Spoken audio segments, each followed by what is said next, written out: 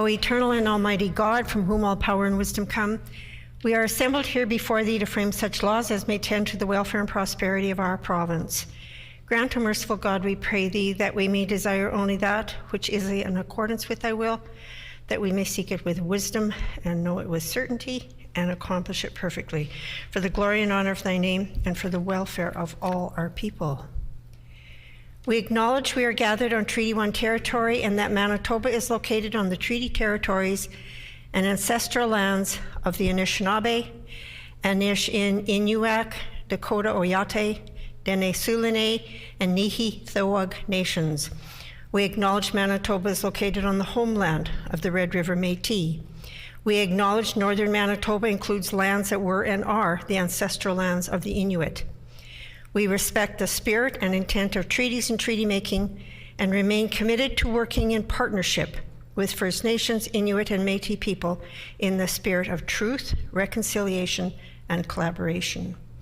Good afternoon, everybody. Please be seated.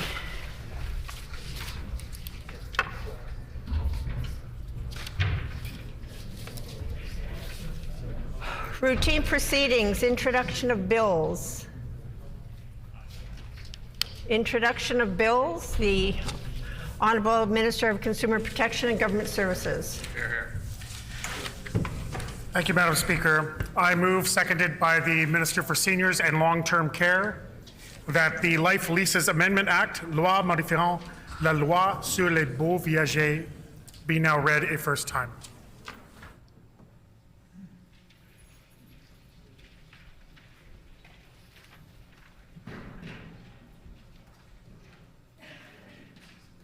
It has been moved by the Honourable Minister of Consumer Protection and Government Services, seconded by the Honourable Minister for Seniors and Long-Term Care, that Bill number 29, the Life Leases Amendment Act, be now read a first time. The Honourable Minister of Consumer Protection and Government Services. Madam Speaker, our government is proposing changes that align with the priorities of improving consumer protection while also promoting a greater understanding and transparency, all in alignment with stakeholder feedback. This bill will require landlords to conduct regular reserve fund studies. It will also ensure that that tenants' interests are guarded in a change of ownership caused by an exceptional circumstance like a mortgage sale, tax sale, or foreclosure. And it will also ensure that audited financial statements prepared by the landlord are prepared in accordance with generally accepted accounting principles. Thank you.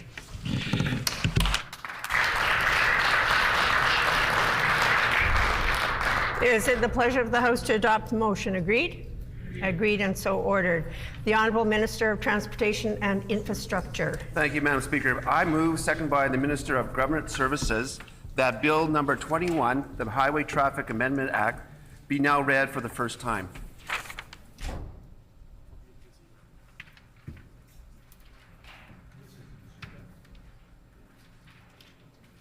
It has been moved by the Honourable Minister of Transportation and Infrastructure, seconded by the Honourable Minister of Government Services, that Bill number 21, the Highway Traffic Amendment Act, be now read a first time. The Honourable Minister of Transportation and Infrastructure. Thank you, Madam Speaker. Madam Speaker, I'm pleased to introduce amendments to Bill number 21. This bill amends the Highway Traffic Act to improve road safety by strengthening the safety oversight for heavy commercial vehicle operators.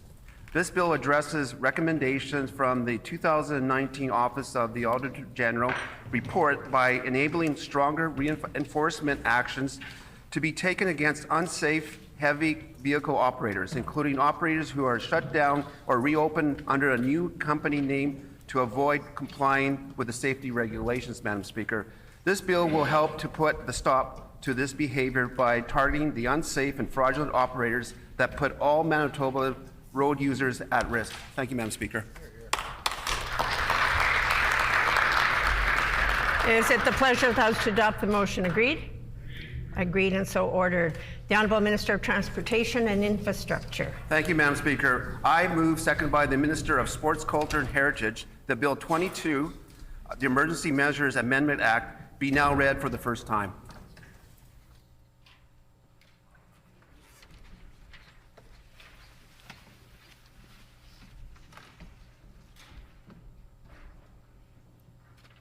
It has been moved by the Honourable Minister of Transportation and Infrastructure, seconded by the Honourable Minister of Sport, Culture and Heritage, that Bill number 22, the Emergency Measures Amendment Act, be now read a first time.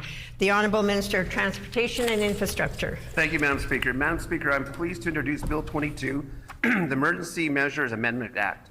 This bill will change the name of Manitoba Emergency Measures Organization, as known as EMO, to the Manitoba Emergency Management Organization. This will better reflect the role of EMO plays in the overall management of emergencies, from planning and preparedness to response to and recovery. It is also consistent to similar organizations in other provinces, Madam Speaker.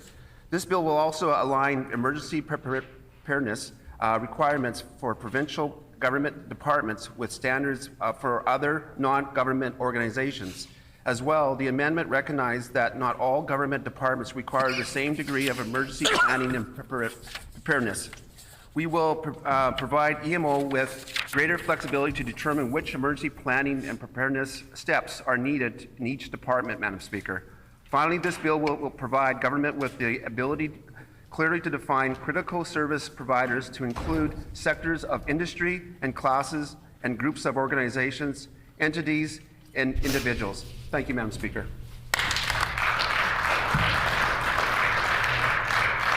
Is it the pleasure of the House to adopt the motion? Agreed? Agreed, and so ordered. The Honourable Minister of Natural Resources and Northern Development. I move, seconded by the Minister of Education and Early Childhood Learning, that Bill number 13, the Wildlife Amendment Act, be now read a first time.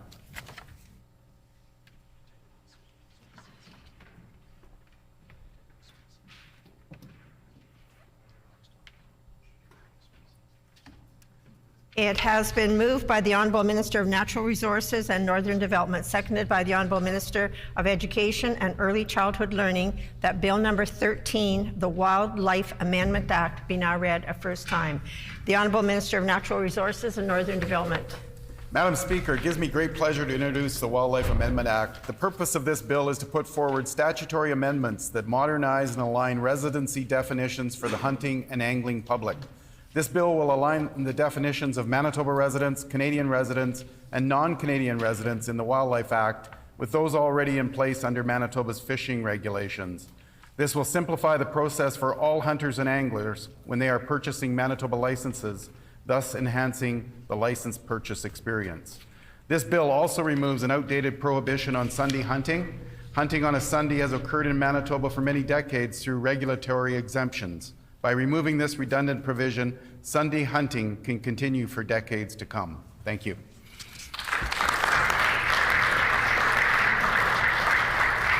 Is it the pleasure of the House to adopt the motion? Agreed? Agreed, and so ordered. The Honourable Member for Union Station. Thank you, Madam Speaker. I move, seconded by the MLA for Point Douglas, that Bill number 225, the Health Services Insurance Amendment Act, Personal Care Home Staffing Guidelines, be now read a first time.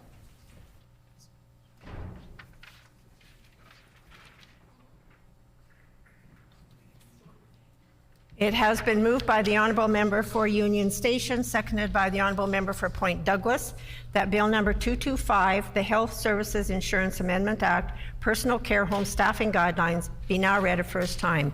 The Honourable Member for Union Station. Thank you, Madam Speaker. I'm pleased to introduce Bill 225, the Health Services Insurance Amendment Act, Personal Care Home Staffing Guidelines. Currently, under provincial guidelines, personal care homes must provide each resident with a minimum of 3.6 hours of paid care each day, which we know is inadequate, Madam Speaker. The hours of paid care include time that is not spent providing direct care to the residents of a personal care home. Bill 225 will require the minister to report on the average number of hours of direct care provided in personal care homes.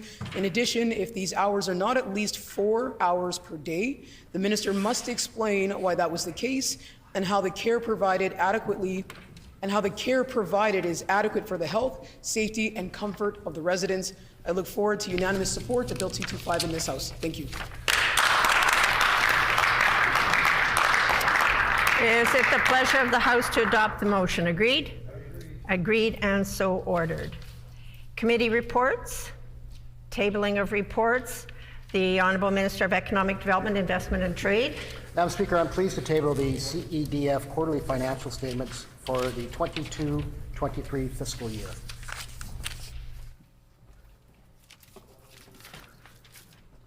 Ministerial statements. The Honourable Minister of Families. And I would indicate that the required 90 minutes notice prior to routine proceedings was provided in accordance with our Rule 27(2). Would the Honourable Minister please proceed with her statement? Thank you very much, Madam Speaker. I rise today to acknowledge that today, March 8th, is International Women's Day. This day is a global tribute to women's achievements and the continuing pursuit of gender equality. And I want to start off by saying Happy International Women's Day to you, Madam Speaker, and to all my female colleagues in the Manitoba Legislature. This year's International Women's Day theme is centered on working towards embracing equity. Equity ensures that the necessary resources and opportunities are allocated to an individual so that they can reach an equal outcome. Equity can have a significant impact once achieved for women and girls in society. Sadly, it does not take a lot of imagination or awareness to see that women and girls still have many barriers to overcome, many ceilings to break, and many sticky floors to become unstuck from. Gender-based violence, sexism, and discrimination still exists, and in many facets of society, women have not achieved anything close to parity in crucial sectors such as finance, science, media, technology, and of course, right here in politics. Yet it is important to recognize the strides that have been made. And right in this chamber, there is living proof of the many strides that women in this province and in this country have made towards achieving leadership equity. But we all know that until all of us have made it, none of us have made it. That is why the Manitoba government is dedicated to working towards embracing equity and creating an equal future for all in Manitoba. In the last few years, we have doubled the funding that goes towards the Manitoba Status of Women Secretariat. We have modernized our family violence prevention shelters. We have invested in proactive measures to prevent misogyny and gender-based violence. We have signed on to the Gender-Based Violence National Action Plan, and today we announced an additional $2 million for our women's resource centers. These are women on the front lines of sexism and misogyny each and every day. They are angels on earth, and the work that they do is to be commended, and I'm very pleased that we were able to announce this funding today. We realize that more work needs to be done, and we will continue until all of us have an opportunity to achieve our full destiny in society. Madam Speaker, together we can make change happen in ensuring an equitable future for women and girls within the province of Manitoba. Thank you.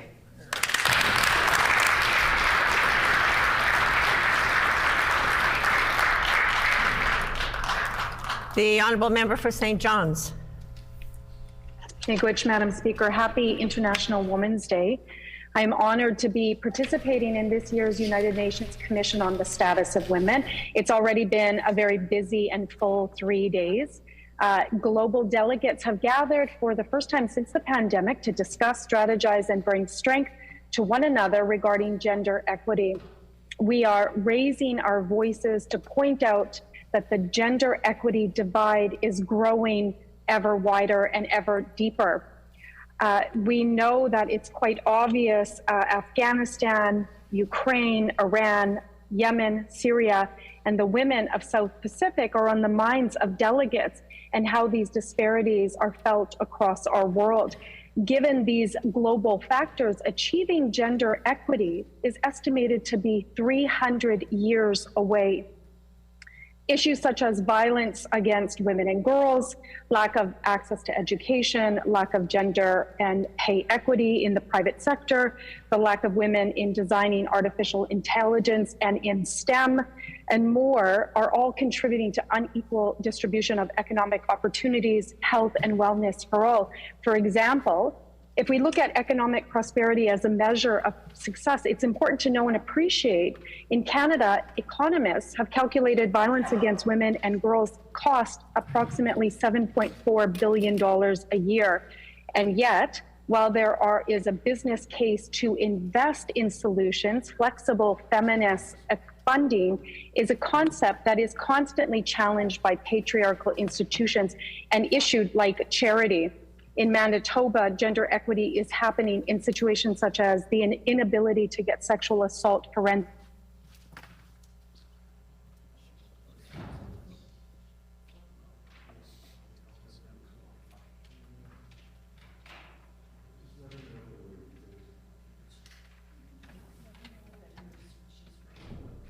Just a note to the member for St. John's that her computer froze there for a moment. And We could maybe go on to the next.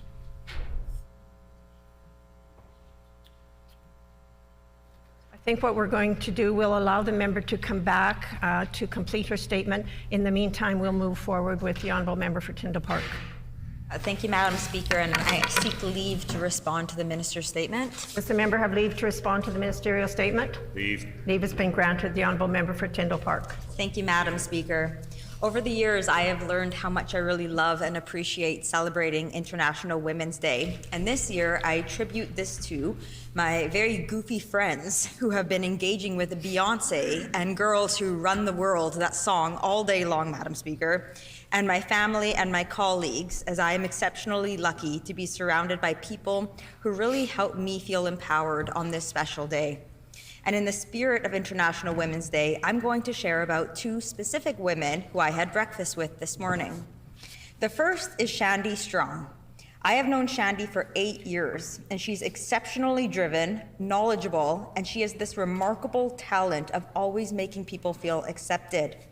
Shandy is my biggest encourager as a woman in politics, and she has always demonstrated how powerful it can be when women support others through never putting other women down. In fact, she takes this a step further. She is always the first to interject and stand up for a person who may be under attack. Shandy is a protector, a characteristic that I strive for. The second woman who I had the honor of getting to know over this past year, and I'm so grateful to have in my life, is Rhonda Nicol. Rhonda is has the kindest heart that a woman could possibly have. And she's exceptionally intelligent, determined, and driven to contribute to our province in making healthcare better for all Manitobans. Rhonda really inspires me and encourages me to be myself. She reminds me it's okay to wear your heart on your sleeve and that we as women are resilient and strong. In closing, Madam Speaker, I want to wish everyone a very happy International Women's Day, and I can't wait to celebrate this weekend with AWOW.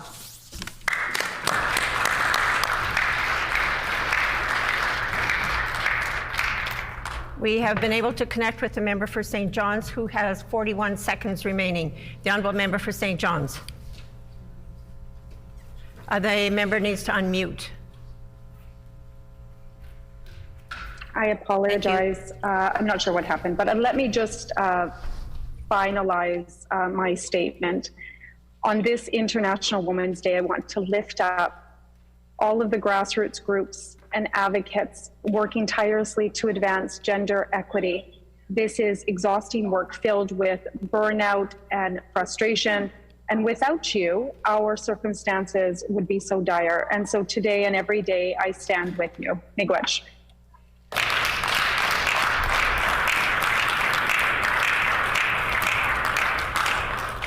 Further ministerial statements, the Honourable Minister of Sport, Culture and Heritage, and I would indicate that the required 90 minutes notice prior to routine proceedings was provided in accordance with Rule 27(2). Would the Honourable Minister please proceed with his statement? Thank you, Madam Speaker.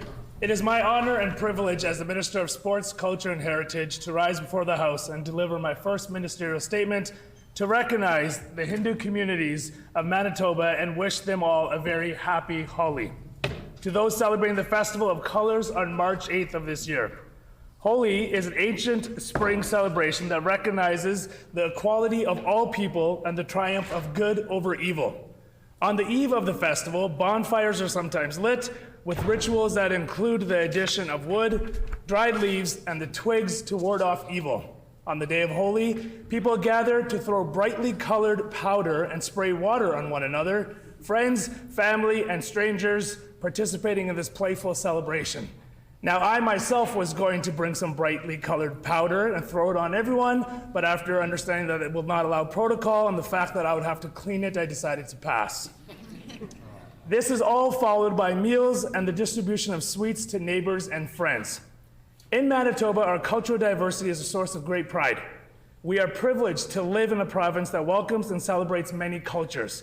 We have a great community spirit, and we regularly demonstrate it as we join together to help our neighbors through difficult times. Madam Speaker, today it is more important than ever to support each other as we work together against the many continuing and emerging challenges we all share locally, nationally, and with countries around the world. Holi is an important opportunity to focus on the positive forces in our community and connections that make our province a welcoming and inclusive place. While spring in Manitoba is still a few weeks away, I invite my colleagues to join me in wishing all Manitobans and my friends here in the viewing gallery celebrating Holi a vibrant festival filled with joy, good health, and prosperity. Happy Holi to everyone.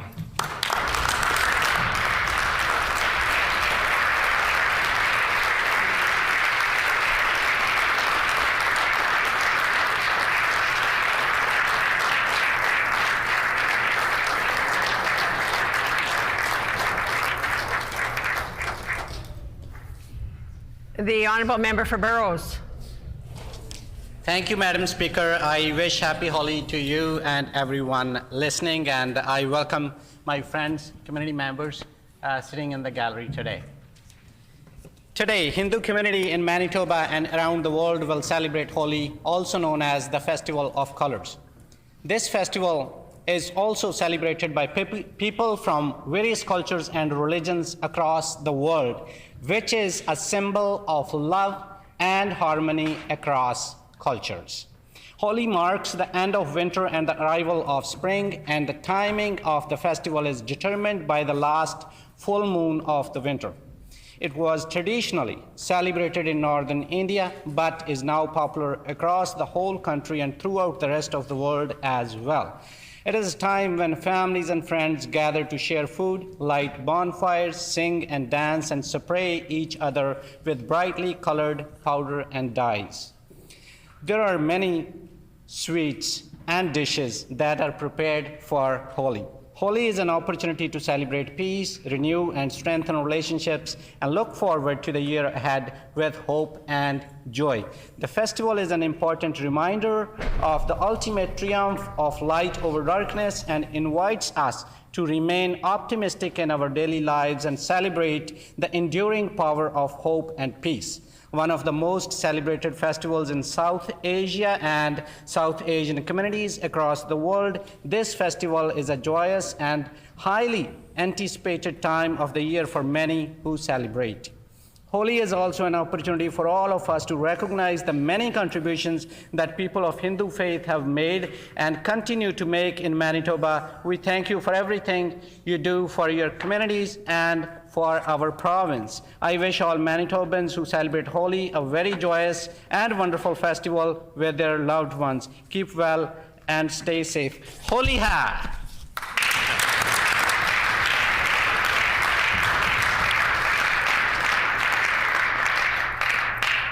The Honourable Member for St. Boniface. Thank you, Madam Speaker. I seek leave to speak to the ministerial statement. Does the member have leave to respond to the ministerial statement? Agreed. Leave has been granted. The Honourable Member for St. Boniface.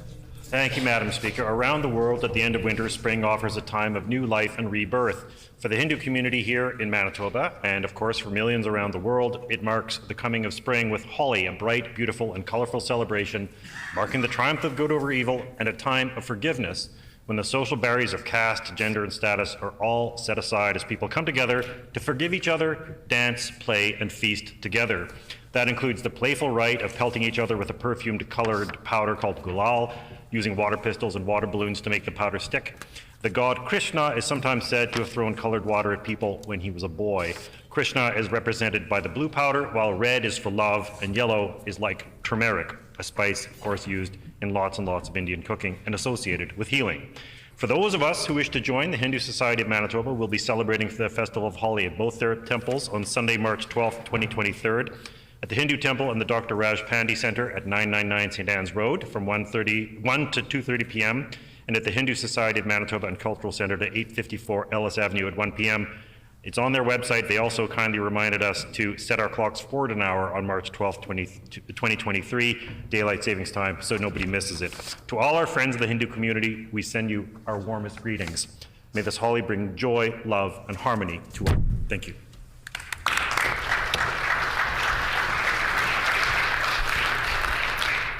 And I think this might be a good time to introduce the guests that we have with us in the public gallery.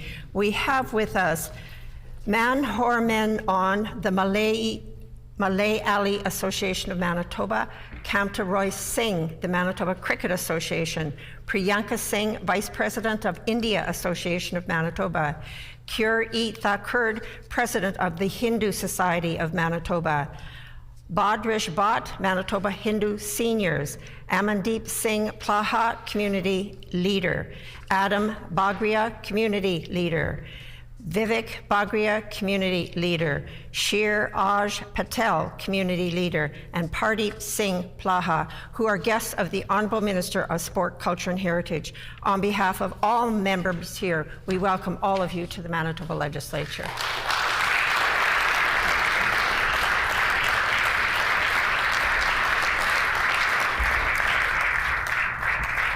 Member statements. The Honourable Member for Dawson Trail.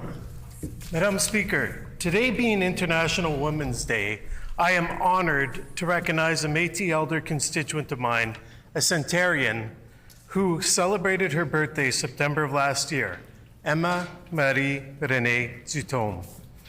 Emma is currently a resident at Villa Youville in St. Anne, Manitoba, where she has settled in and has become a welcome part of the community.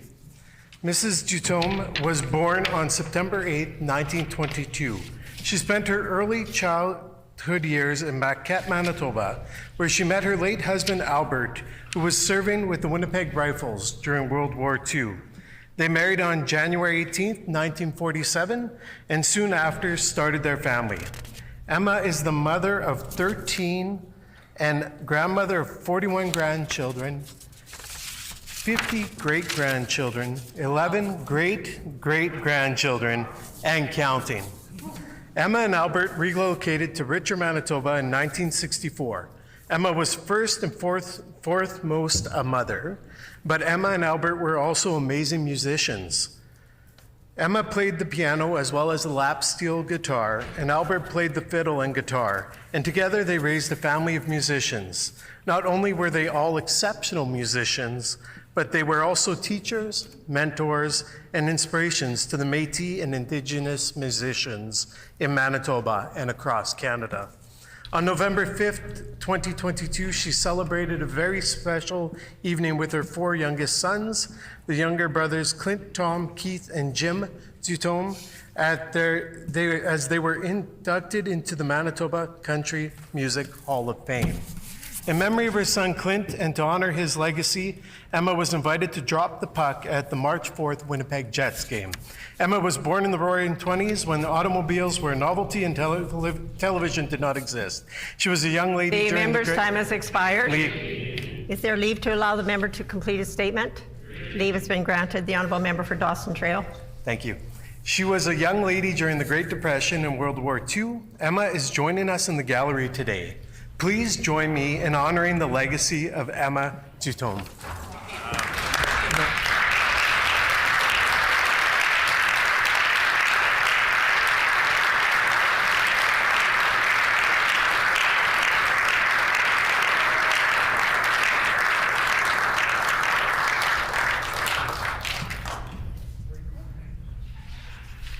The Honourable Member for the Pas-Camisec.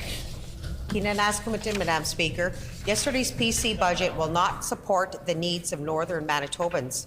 This is especially true when it comes to health care. This government has cut funding to healthcare services in the North over and over again. Hospitals have been even without hot water due to this government's incompetence. Nursing positions are sitting vacant. Healthcare centres have been forced to close. People are being transferred to different communities to give birth because obstetric services were cut. The government's privatization of Lifeline has resulted in slower transport times and less service. Their refusal to expand the same program means victims of sexual assault are forced to travel to Winnipeg just for an examination. And there's an acute doctor shortage in northern communities, meaning the healthcare providers who stay are forced to do more and more with less and less. And yet, this budget from the PC government does nothing to reverse these cuts. Northern Manitobans deserve access to healthcare services they need when they need them. Northern Manitobans are also suffering from the lack of mental health supports, especially for our children. We know that so many children and youth are suffering, and yet this government refuses to take action over and over again. Recently, the health minister claimed that my colleagues and I do not understand northern healthcare issues, but we are from the north.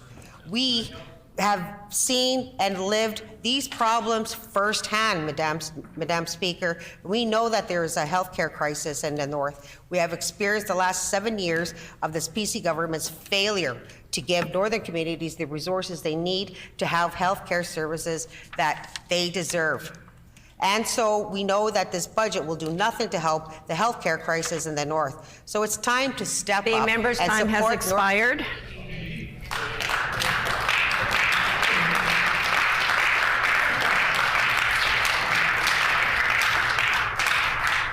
I heard a request for leave. Is there leave to allow the member to complete her statement? Leave has been denied. The honourable member for Springfield-Richot. One of the largest contributors to the level of health we enjoy in our modern world is a supply of fresh water, clean drinking water. It allows us to keep our drinking water clean and pure and prevent the spread of diseases like cholera and E. coli. Our government is committed to increasing water treatment and safety, with the summer alone providing over $110 million in federal, provincial, civic funding to a wastewater treatment facility in Niverville. This facility will service the RMs of Niverville, Richot, Taché, and Hanover. Today, I want to highlight another project that will continue to help increase our water treatment abilities in the community of Springfield, Niverville, and Richot. This commitment of over $11 million of funding from our government and the municipal government is for the design and construction of a new joint water treatment plant for the communities of Dugald and Oakbank to provide treatment capacity for future growth in Springfield. This will include a new groundwater supplying water treatment plant, which will address regulatory issues such as treating excessive fluoride levels to below the guidelines for Canadian drinking water quality. As well, this new facility will address fire protection with a new reservoir designed to accommodate storage requirements. I am happy to see our government contribute to the growth of our community this way. The communities of Springfield, Niverville, and Richot have grown exponentially in the past few years, with Niverville in particular becoming the fastest growing municipality in Manitoba and the 5th fastest growing municipality in Canada. With these increases in water treatment throughout our communities, we will continue to see the sustainable growth continue.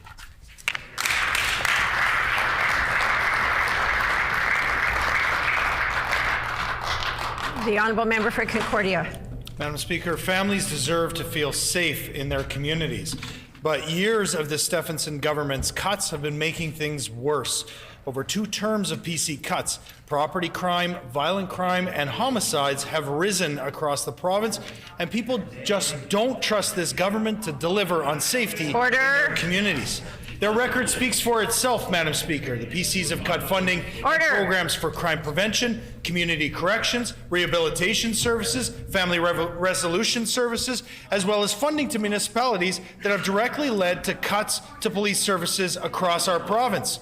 We also know that the root causes of crime need to be addressed, such as addictions, poverty, mental health issues. Yet the PCs have refused to establish a supervised consumption site. They've sold off hundreds of units of affordable housing and have left the minimum wage in Manitoba to fall to one of the lowest of any province across the country. These PC cuts have had tragic consequences.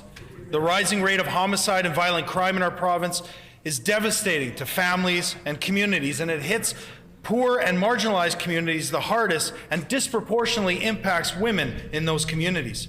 Winnipeg has one of the highest rates of homicide in Canada, with over 50 homicides in 2022 alone.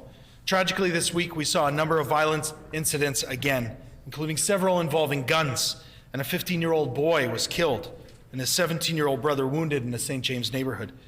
It's heartbreaking to see youth subject to such violence, and I want to extend my condolences on behalf of this legislature to the family.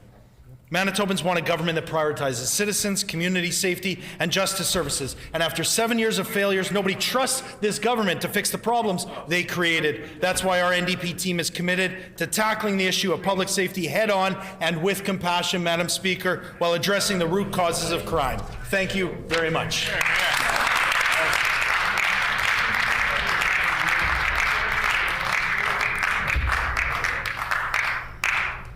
The Honourable Member for Brandon East. Thank you very much, Madam Speaker. The game of junior hockey can be a great way for our youth to gain lifelong benefits associated with playing the game.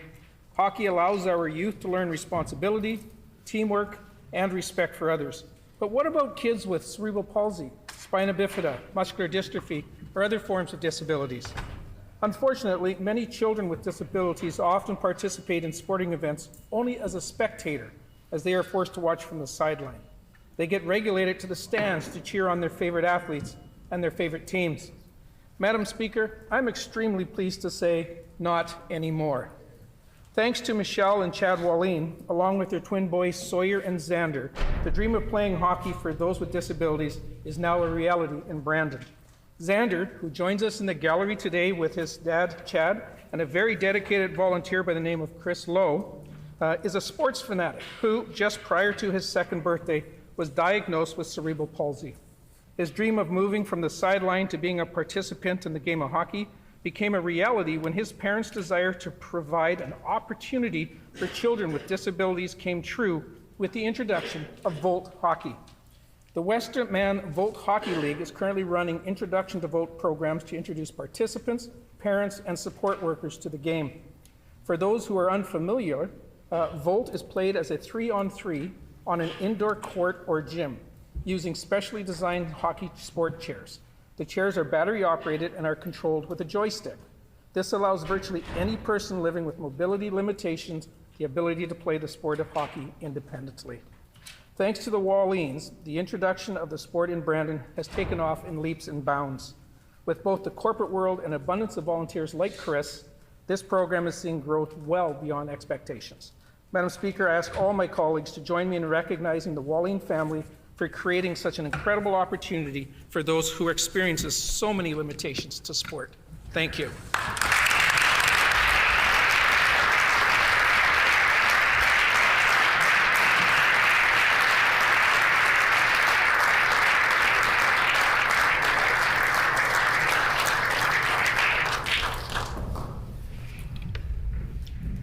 And prior to oral questions, we have another guest that has joined us. In the loge to my left, we have the former member for Assiniboia, Stephen Fletcher, and we'd like to welcome him back to the Manitoba Legislature.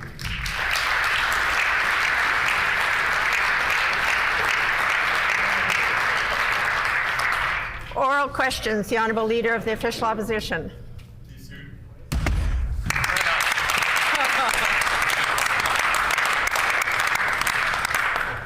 Happy International Women's Day, Madam Speaker, and I want to give a special shout out to all the sisters who are here in the gallery today from the labor movement. Thank you for being union strong. Right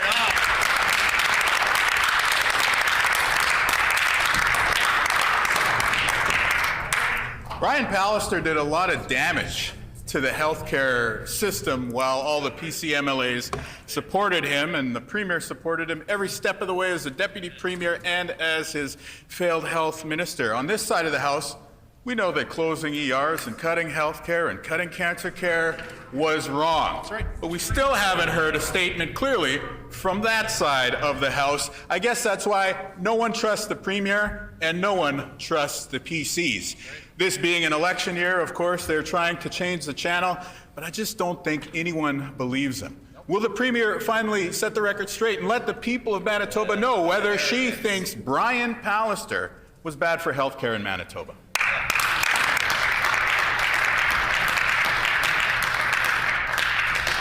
The Honourable Deputy Premier. Well, thank you Very much, Madam Speaker, and appreciate a chance to talk about healthcare and all the money that we're going to invest in healthcare in this year's budget. Madam Speaker, this year alone we set aside $7.9 billion for healthcare.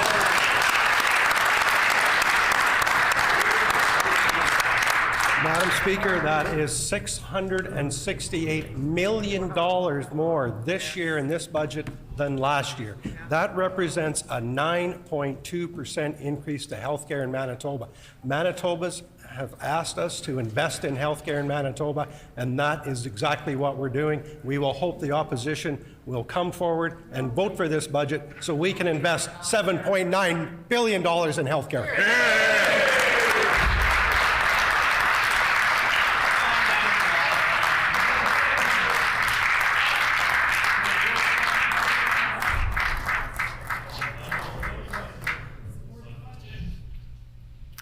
The Honourable Leader of the Official Opposition on a supplementary question. No, Madam Speaker. They're just saying that because it's an election year. You just can't believe them when it comes to health care. We know what they've done with health care ever since they took office in Manitoba. They all supported Brian Pallister when he closed emergency rooms, 3 of the biggest emergency rooms in the province. Every single one of them, except for maybe the member for Fort White, supported Brian Pallister when he cut cancer care. Every single one of them supported Brian Pallister when he cut the number of nurses here in the province. Now, of course, it's an election year. They want to change the channel. They want Manitobans to forget. But I just don't think anyone trusts them on health care anymore. Will the Premier finally admit that her and Brian Pallister's cuts to health care were wrong? That's right.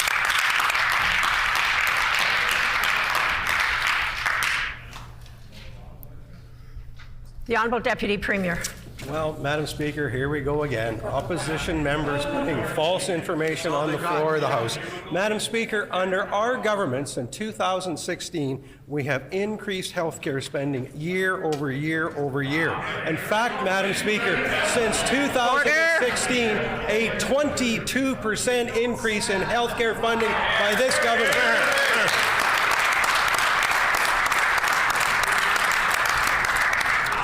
Madam Speaker, we know there's more work to do. Manitobans have asked us to do more work. That's why we're investing in this year's budget $120 million just to retain and attract more healthcare workers in Manitoba. Madam Speaker, I would say the NDP should cut their losses and vote for this legislation, this bill, and then we will get the job done on behalf of Manitobans.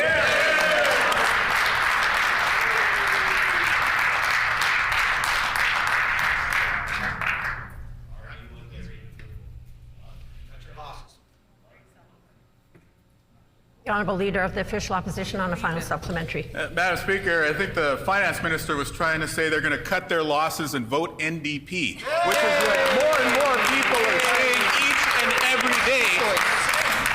I guess that's why he's quitting shortly after bringing forward this budget, Madam Speaker.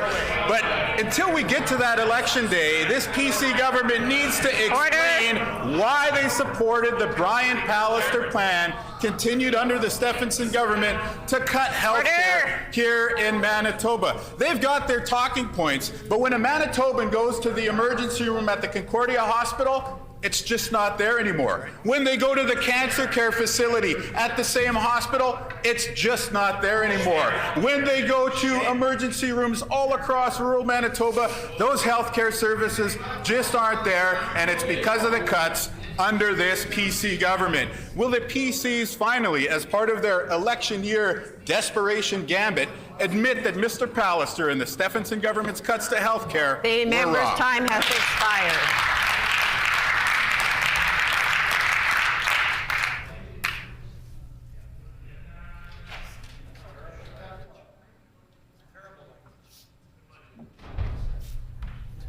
The Honourable Deputy Premier. Well, thank you very much, Madam Speaker. Let's talk about trust.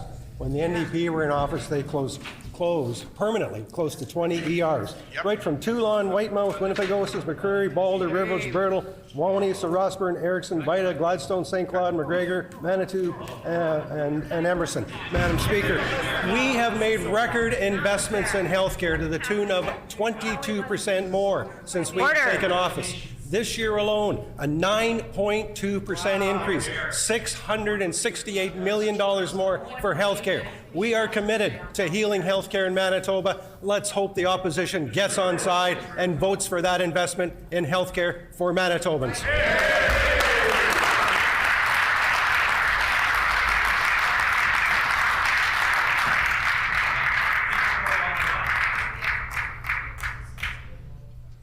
The Honourable Leader of the Official Opposition on a new question.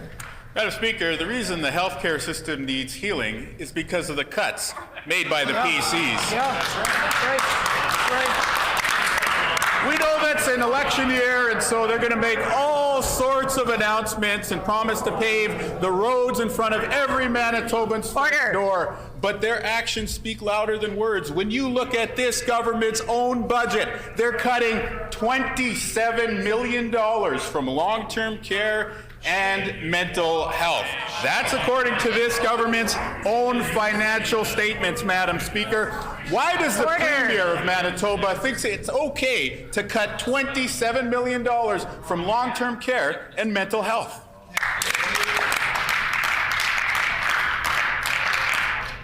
The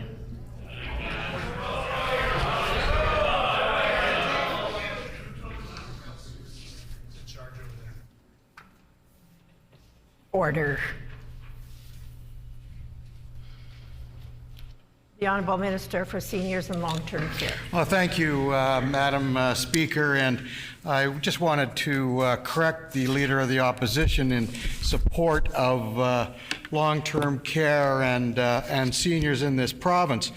This government, for the first time in the history of this government, has created the Department of Seniors and Long-Term Care, and as a matter of fact, in this budget, it got a 72% increase, Madam Speaker. 72% increase. Good job.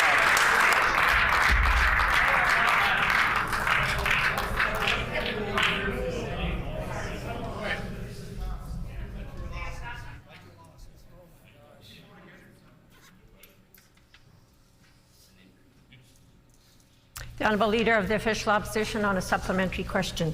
You know, even though there may be a new department, apparently the minister has not read this government's budget. I guess that's the ultimate testament that nobody believes the PCs when it comes to health care. So I'll tell you what I'll do, Madam Speaker. I'll table the budget documents, the specific page which shows that under this minister and under this Premier, long-term care and mental health has been cut a combined $27 million. Again, Madam Speaker, it's no wonder that there are fewer long-term care beds in Manitoba today than there was when they took office. But that's just another broken PC healthcare promise. 2016, they promised 1,200 new beds. Instead, we lost them. This election year, they want to make all sorts of announcements, but nobody believes them. Will the Premier finally admit that cutting long-term care and mental health is wrong?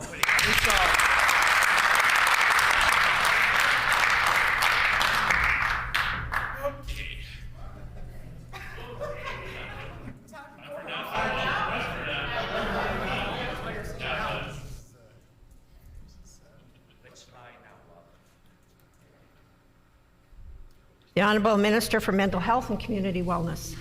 Thank you, Madam Speaker. And I'd like to say that our budget yesterday put more supports in place for mental health and community wellness. In our second year of our 5-year roadmap, we are investing more in access, education, well-being, chronic disease prevention, and are opening up our 7th RAM clinic to assist individuals with Aboriginal health RAM services. Good job.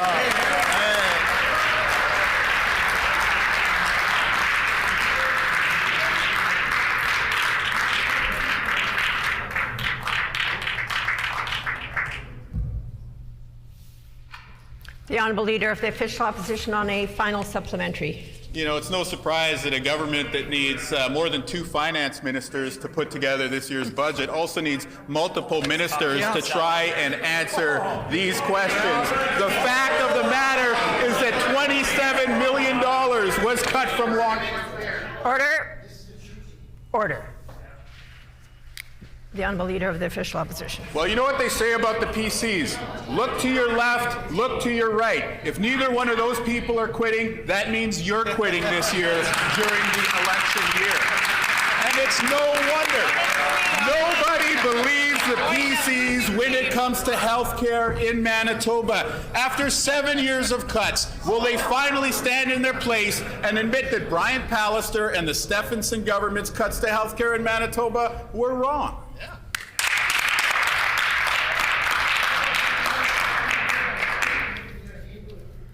The Honourable Minister of Health. Thank you, Madam Speaker. Budget 2023 includes nearly $8 billion in historic investment into our healthcare system, providing $668 million more to strengthen healthcare for Manitobans. But, Madam Speaker, I just want to put on the record some information about the dark days of the NDP. Question period, April 28, 2014. This was said. In the Verdon ER, there were 2 doctors that have left to go to another jurisdiction within Manitoba. It means we cannot keep that ER open 24 hours a day, 7 days a week. We just don't have the staff there right now to do it. Who said that, Madam Speaker? Aaron Selby, former NDP health minister. That is their record, Madam Speaker. We will put our record up against theirs any day.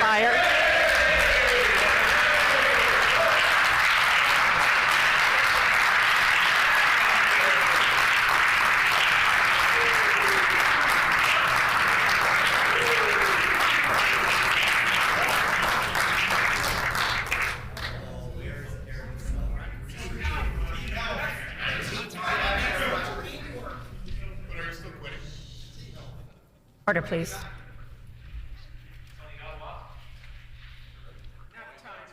Order.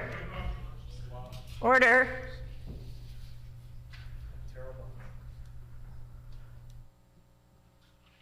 I hope I don't have to remind members about treating each other respectfully in this gallery. I know we've got a lot of guests in the gallery. I'm hoping that members here will show respect and listen to questions and listen to answers. That would be the proper way to show that we respect democracy and the democratic process in Manitoba. So I'm going to ask for everybody's cooperation, please. We do have guests in the gallery, and I would like everybody to show them that we can actually have debate here in a civil manner without heckling and yelling across the way. The Honourable Member for Union Station. The Sexual Assault Nurse Examiner program at the Health Sciences Centre provides critical supports to sexual assault survivors and helps collect evidence for survivors to get justice. Yet staff vacancies and failing to listen to the expert advice of the nurses who keep that program running is threatening the ability of the program to support survivors. The PCs promised to listen to these nurses and fix the staffing issues nearly a year ago, but they haven't done anything, and in fact, things have gotten much worse. Can the Premier explain why she's broken her promise and she's failing sexual assault survivors?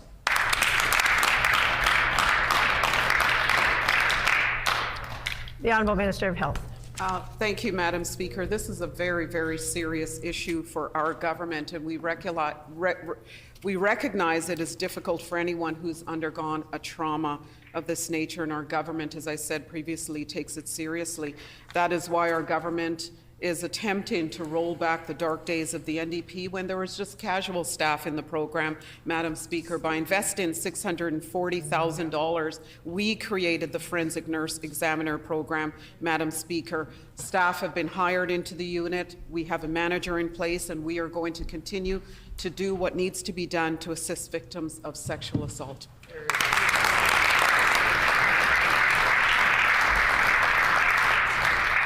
The Honourable Member for Union Station on a supplementary question. Madam Speaker, it's those very same casual nurses working to keep that program afloat who are telling us that the PCs have broken their promise to sexual assault survivors. They promised they'd fix the sexual assault nurse examiner program by addressing those staffing issues back in April of 2022, and they would expand access to the program. Yet nearly a year later, the issues persist and things are getting worse. The result is that survivors are being sent home with the instruction not to wipe themselves or shower until they can return when nurses are available to provide those examinations.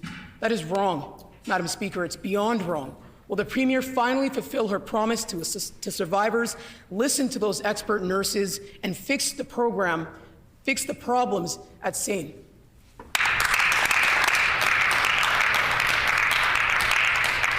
The Honourable Minister of Health. Thank you, Madam Speaker. We recognize that more work needs to be done in the sexual assault nurse examiner program. We want to ensure services are there for each and every individual who comes forward who has undergone such a tragic and horrible trauma, Madam Speaker. That is why we are rolling back the dark days of the NDP and correcting all the errors they made with that program. We have hired there are 7 nursing positions within the program. 3 are working, 3 are in training, Madam Speaker, and we are going to continue to make record investments to ensure that that program is fully staffed and that proper management, which was not available under the NDP, is available under our government.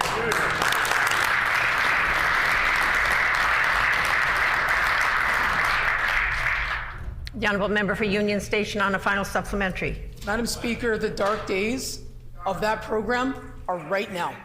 They are right now. Survivors are not getting the care that they need because this government has failed them and has broken their promises to the staff who run that program and survivors who depend on it. There were 21 shifts without adequate coverage in February, including a 46-hour stretch where there were no nurses available. During this 46-hour stretch, a child tried to access the SANE program. A SANE nurse says that she does not know if the patient, who is a little girl, got the help that she needed. The dark days of the program are right now under this government. Can the Premier explain to Manitobans why she's failing survivors and failing children?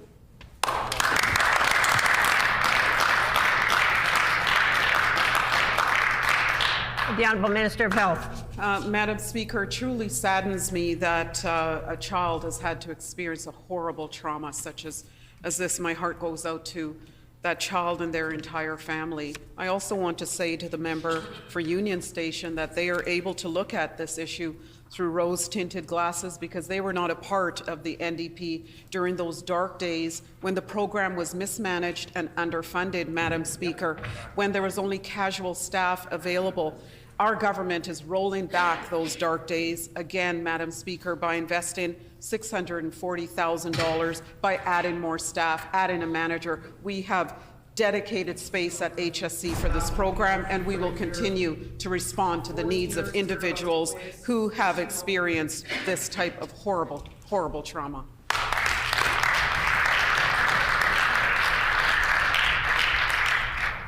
The Honourable Member for the Pas-Kamisak. 2021, the PC supported Bill 213, the Reporting of Supports for Child Survivors of Sexual Assault Act. Bill 213 requires the government to report annually on the number of health professionals with special training to examine children who have been sexually assaulted.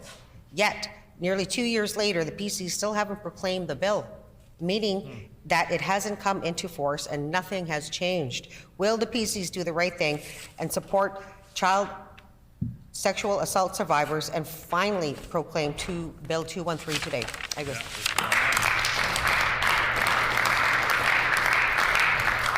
The Honourable Minister of Families. Thank you very much, Madam Speaker. And our government recognizes that women and children and survivors need the support wherever they are throughout the entire province. And we certainly did appreciate the member bringing forward that issue to the Manitoba Legislature with a piece of legislation that we all unanimously supported.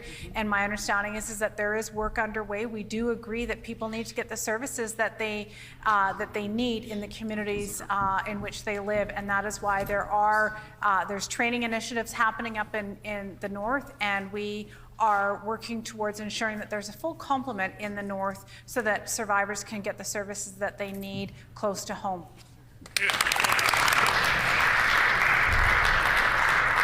The honourable member for the Pas-Cambie-Sac. In 2021, the PC supported Bill 213, the Reporting of Supports for Child Survivors of Sexual Assault Act. This bill requires the government to report annually on the number of health professionals with special training to examine children who have been sexually assaulted, and it also requires annual reporting on sexual assault evidence kit inventory. Yet the PCs still haven't proclaimed Bill 213 without explanation. Will the PCs do the right thing, support child sexual assault survivors, and finally proclaim Bill 213 today? The Honourable Minister of Families.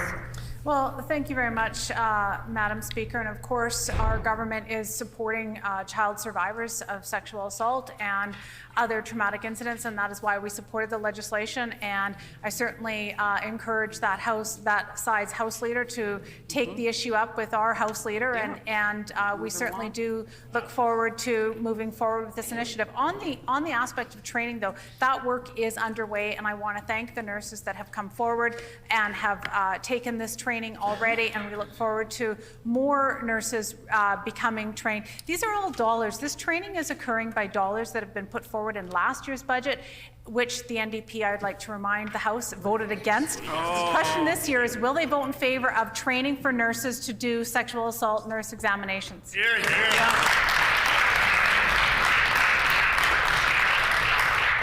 honourable member for the Pas-Cambie-Sac on a final supplementary. Madam Speaker, the PC's refusal to proclaim 213 raises the question of whether they only passed the bill to appear as though they're taking action to support child sexual assault survivors. Yet, it's been nearly 2 years, Madam Speaker, 2 years. Imagine how many predators have gotten away during that 2 years. We can't afford to wait any longer. We know the PCs have failed to bolster supports for child sexual assault survivors in rural and northern areas since taking office. Bill 213 will hold them accountable for their failures. Will the PCs do the right thing, support child sexual assault survivors, and finally proclaim Bill 213 today? Eggleston. The Honourable Minister of Families. Well, thank you very much, Madam Speaker. And it saddens me to see this member play gutter politics with something that is so important to so many people in the province of Manitoba. We're standing on the side with supporting sexual assault survivors, something that we've done in each of our budgets, and when we've brought forward more money for families, more money for social supports, more money for health care, more money for training for those sexual assault nurses. Every time the members opposite have voted against. They voted against budgets that have brought forward more money for survivors. The question remains, is this year there's money in this budget that will help survivors of sexual violence recover? Will they vote in favour of it?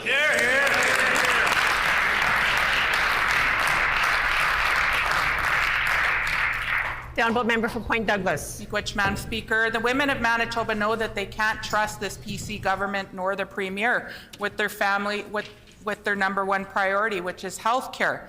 The government's cut to lactation consultants continue to hurt new mothers who are learning to breastfeed their children.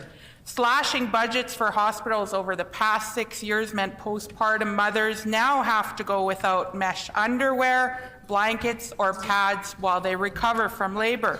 Can the minister explain why these essential health care services specific for women were cut?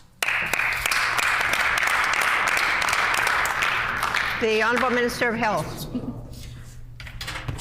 The Honourable Minister of Health. Thank you, Madam Speaker. I know members opposite don't want Manitobans to hear about the record investments that we are making in Budget 2023. Again, Madam Speaker, nearly $8 billion, which is a historic investment into the healthcare system, providing $668 million more to strengthen healthcare for Manitobans. That includes women, Madam Speaker, children, seniors. And again, as the Minister of Families said, I want to ask this exact same question. Will the members opposite vote in favour of those supports for women or against?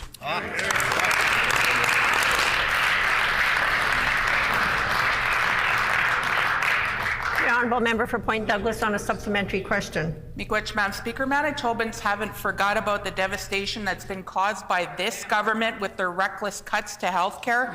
Women who relied on the Mature Women's Centre are going without specialized treatment for their reproductive health issues. Will the minister apologize to women in Manitoba for their health care cuts and the needed health care services that they can no longer access here in Manitoba because of this PC government?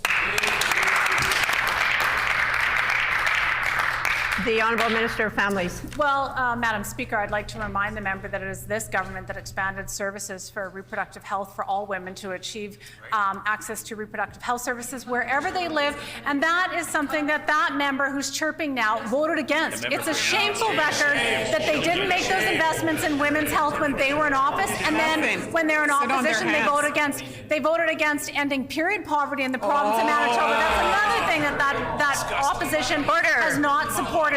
We're moving forward to advance the lives of women and girls in this province by ending period poverty, doubling the money for the Status of Women's Secretariat and the Women's Family Violence Resource Centres, investing in women's health like never before, and each and every time that member who chirps voted against it.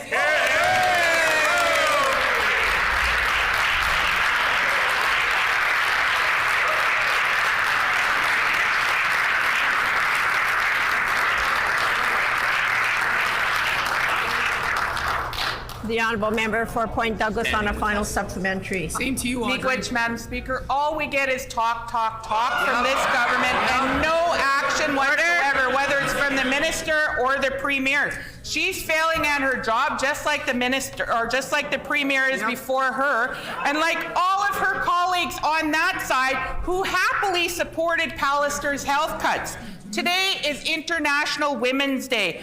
Will this minister do the right thing and reinstate all of the cuts, the 6 years of funding cuts that they put in place for women in this province today?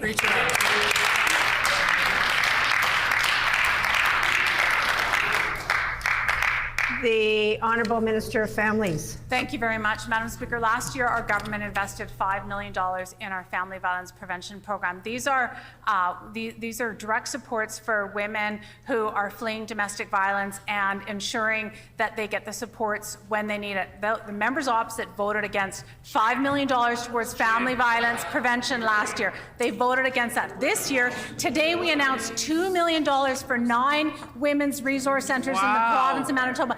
These women's resource centres are on the front lines helping women get the services that they need so that they can achieve their destiny and turn their lives around. And I certainly hope that the members opposite will vote in favour of $2 million for women's resource centres today.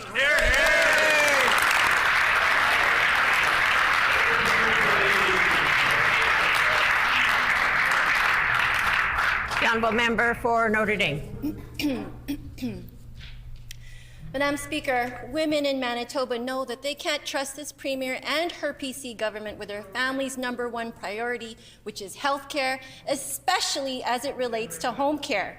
This government's failure to adequately fund home care leaves our elders struggling at home without needed support and assistance. Care sector workers are mostly women, and with an ongoing vacancy rate of nearly 20%, how does this minister justify their failure to attract and retain home care workers?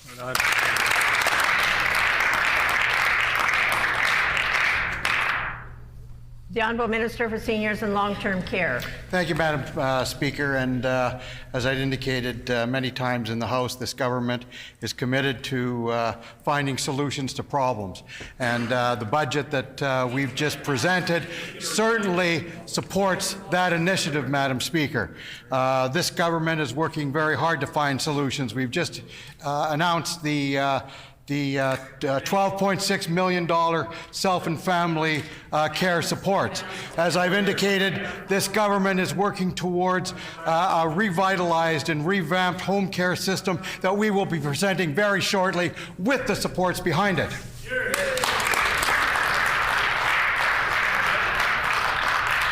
The honourable member for Notre Dame on a supplementary question.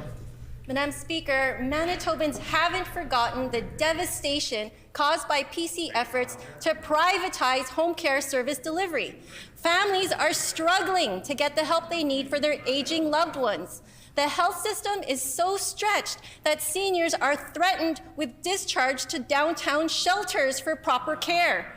Women are often the primary caregivers both for their children and their parents. Will this minister apologize to women in Manitoba for their health care cuts? Will the minister apologize for his government's failure to provide home care for Manitoba families?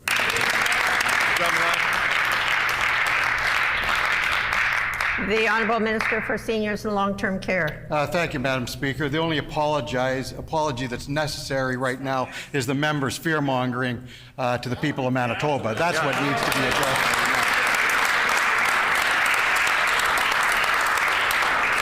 As I'd indicated, this government's putting its money where its mouth is, based on the budget that we just brought forward to support seniors in Manitoba, and we will continue to do that. We are finding solutions, and the Minister of Health has made a commitment of a $200 million commitment to bring forward more support to retrain and train and recruit, and certainly our government's doing what it needs to do.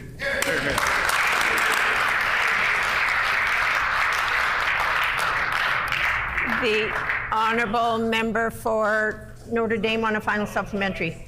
It's certainly not fear-mongering, Madam Speaker.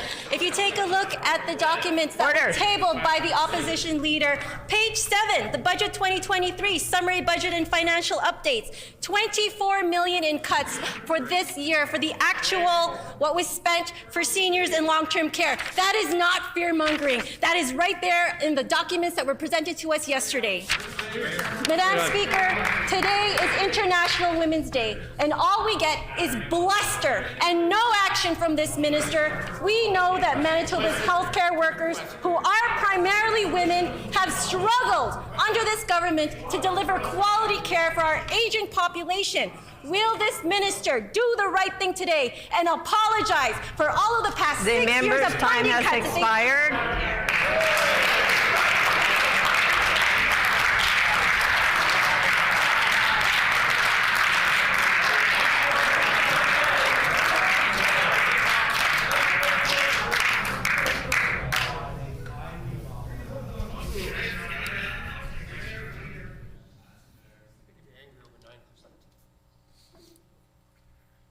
There must be a full moon. The Honourable Minister for Seniors and Long-Term Care. Thank you, Madam Speaker, and I thought I was the only one that raised my voice in this House, but obviously I appreciate the member's passion, and I understand the position that the opposition is in based on the budget we just brought forward. I mean, they've got to rant and rave and try to draw attention away from the realities of this government supporting the people of Manitoba, and this department will continue to do what we need to do. As I mentioned, the budget of seniors increased by 72%, Madam Speaker.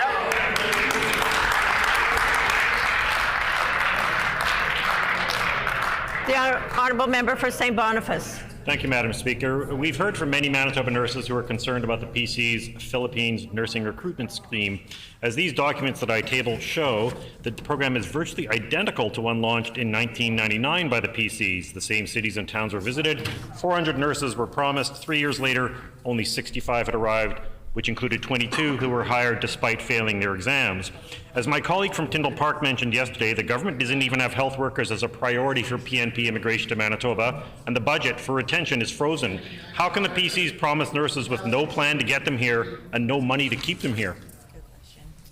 The Honourable Minister of Labour and Immigration. Thank you, Madam Speaker. I want to apologize for traveling to the Philippines to meet with healthcare workers who traveled 8 hours away to attend the information sessions and interviews. My parents were given the opportunity to come to this beautiful province. Why is the member denying people from the Philippines to come to Manitoba? Why is he against immigration, Madam Speaker?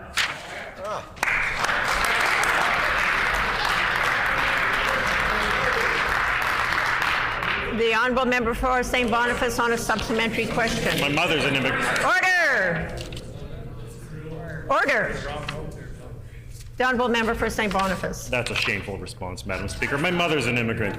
We're still hearing that people who are waiting for surgery who are facing waits that may take years. I spoke to someone this morning who were told they'd have to wait 2 years for the operation they need. Now, on page 45 of the budget document, which I table, it shows that there's been virtually no improvement in backlogs in neurosurgery, gynecology, general surgeries, and no improvement whatsoever in pediatrics. In May 2022, Shared Health stated they need 15 to 16 additional MRI technologists to drive down wait times, and starting wages in Manitoba are currently 12% behind Saskatchewan. And the technologists haven't had a contract in 5 going on 6 years. How can we hope to attract or retain MRI technologists in Manitoba working at 2017 wages? The Honourable Minister of Health. Well, thank you, Madam Speaker. It's quite evident to me today that the member for St. Boniface doesn't spend any time talking to his Liberal cousin in the federal government. The member of Parliament for Winnipeg North actually had the opportunity last week to congratulate me and our team in person for the incredible results that we have achieved with the Philippine mission, Madam Speaker. I invite the member for St. Boniface to call the MP for Winnipeg North and have a conversation. Madam Speaker, our government is investing in Budget 2023, $130 million for the Diagnostic and Surgical Recovery Task Force. That money will go a long way to assisting with MRIs. I would like the member's time has expired.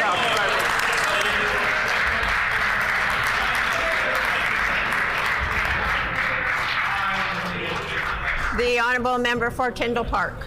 Thank you, Madam Speaker. Since the budget, I've spoken with childcare centres and parents, and I'm disappointed to learn that the $10 a day childcare is not actually a reality for many Manitoba families. While yesterday's budget paints the picture that all Manitobans would be eligible, this is not the case for those enrolled in extended childcare, for in-service days, and for school holidays. Can the minister please explain if and when the government plans to make $10 a day childcare a reality for all Manitobans? The Honourable Minister for Education and Early Childhood Learning. Thank you, Madam Speaker. I'd like to thank my Liberal colleague for the question. The Premier and I clearly stated just last Friday with some of her federal cousins that Manitoba is going above and beyond our commitment by maximizing all parent fees to $10 a day for children 12 and under for regular hours of care. And we are achieving this historic goal 3 years at a time. So as far as the date goes, April 2nd.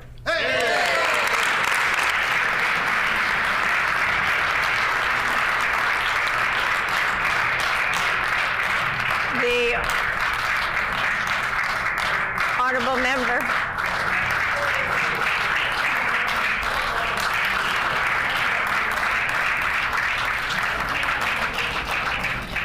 The honourable member for Dawson Trail. Madam Speaker, we have so much to celebrate this International Women's Day. A female Lieutenant Governor, Premier, and Clerk of Executive Council, as well as yourself. What's most impressive are the actions our government has taken to support the advancement of women's rights. Aside from the monumental introduction and passing of both Bill 40, Clare's Law, and 43 this past fall, can the minister continue to elaborate on what she's done to protect and support women here in Manitoba?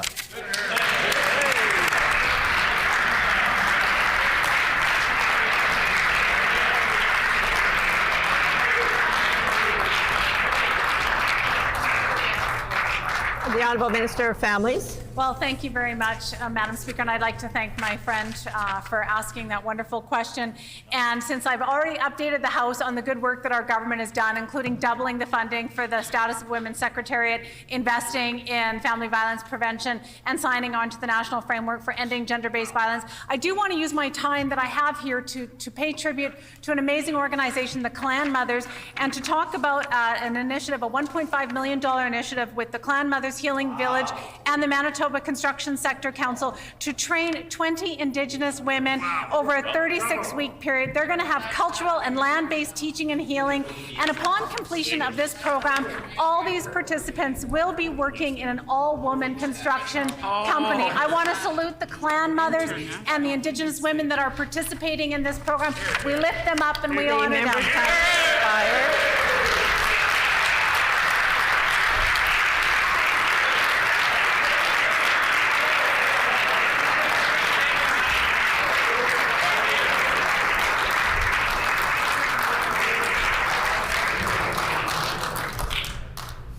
We've lost some time in oral questions today because of extended applause and because of disorder that has occurred. I'm going to allow the next opposition member to ask one question. The Honourable Member for St. John's. Madam Speaker, the sexual assault nurse examiner program is meant to support sexual assault survivors and help collect evidence for criminal action. Yet, thanks to this government's incompetence, the same program is having to turn away survivors due to a lack of permanent Nurse 3 staff. The PC said they'd fix this staffing issue, but they didn't, and then they hired a manager who lives in Alberta. Will the Premier apologize and fix this mess right away to help protect Manitoba women and girls and support the SANE program in a comprehensive manner?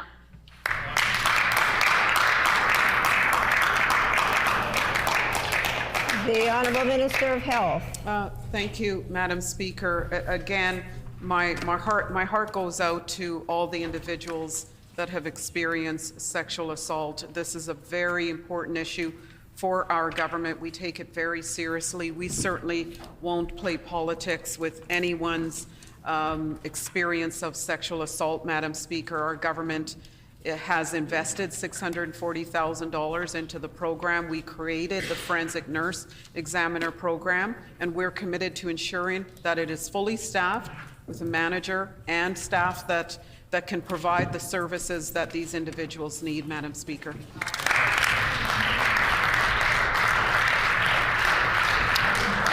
The time for oral questions has expired. Petitions. The Honourable Member for River Heights. Madam Speaker, I wish to present the following petition to the Legislative Assembly. The background to this petition is as follows. Currently, adults with specific or non-specific disabilities, or a combination of disabilities such as ADHD, autism, dyslexia, dysgraphia, dyscalculia, auditory or language processing disorders, and or non-verbal learning disabilities will be denied access to services under the provinces of Manitobans Community Living and Disability Services, CLDS, if their IQ is above 80. People with these or other borderline cognitive functioning issues also have extremely low adaptive skills and are not able to live independently without supports.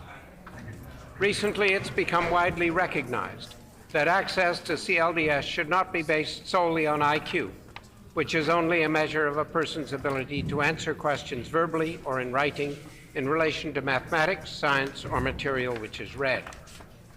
Very often, persons with specific or non-specific disabilities, or a combination of those disabilities, have specific needs related to their executive function for support when they are adults or are transitioning to adulthood, which are not necessarily connected to their IQ. Executive function is the learned ability to do the normal activities of life, including being organized, being able to plan, and to carry out plans and adapt to changing conditions. Those who have major defects in executive function have a learning disability requiring assistance under CLDS to be able to make a contribution to society and to be self-sustaining. Provision of CLDS services to individuals with specific or non-specific disabilities, or a combination of those disabilities or executive function disabilities, would free them from being dependent on employment and income assistance and have the potential to make an important change in the person's life. Newfoundland and Labrador have now recognized that access to services should be based on the nature of the disability and the person's needs rather than on IQ. We petition the Legislative Assembly of Manitoba as follows: to urge the provincial government to change the requirements for accessing community living and disability services so that these requirements are based on the needs of individuals with specific or non-specific disabilities, including executive function or a combination of disabilities, rather than solely on the basis of their IQ. Signed by Don Rapal, Lita Goulet, Mike Dorgoyo, and many, many others. In accordance with our Rule 133, bracket 6, when petitions are read, they are deemed to be received by the House. The Honourable Member for the Pas-Camissac. I wish to present the following petition to the Legislative Assembly. The background to this petition is as follows. Number 1, Provincial Road number 224 serves Peguis First Nation, Fisher River Cree Nation, and surrounding communities. The road is in need of substantial repairs. Number 2, the road has been in poor condition for years and has numerous potholes, uneven driving surfaces, and extremely narrow shoulders. Number 3, due to recent population growth in this area, there has been increased vehicle and pedestrian use of Provincial Road 224. Without repair, Provincial 224 will continue to pose a hazard to the many Manitobans who use it on a regular basis. Number 5, concerned Manitobans are requesting that Provincial Road 224 be assessed and repaired urgently to improve safety for its users. We petition the Legislative Assembly of Manitoba as follows: to urge the Minister of Infrastructure to complete an assessment of Provincial Road 224 and implement the appropriate repairs using public funds as quickly as possible. This petition has been signed by many, many fine Manitobans.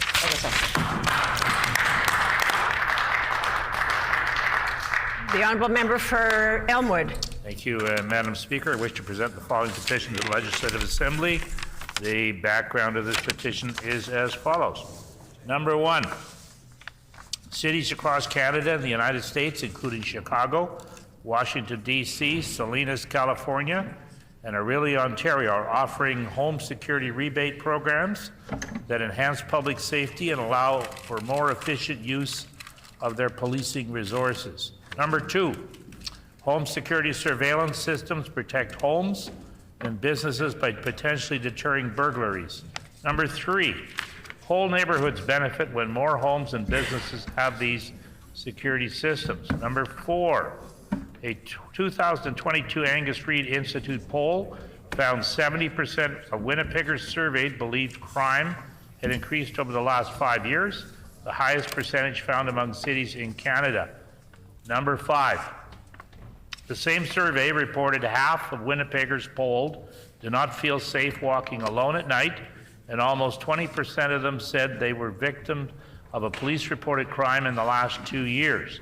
Number 6, although the public understands what the criminologists and community advocates point to as the main drivers of crime, namely the larger issues of lack of food, addictions, and poverty, they support rebate programs like these as they help the most vulnerable in our community by removing financial barriers for personal protection.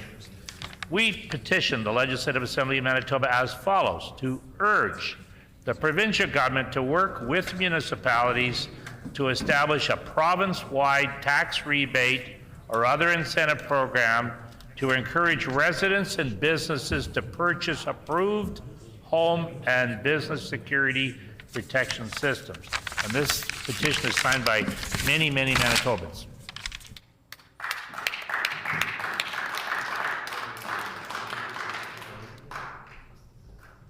Are there any further petitions? Orders of the day, government business. The Honourable Minister.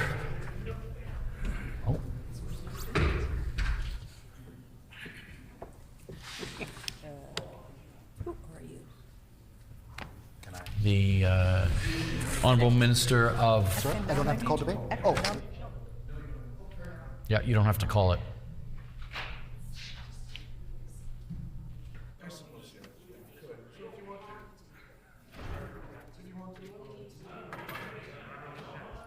Okay, we can do it that way too.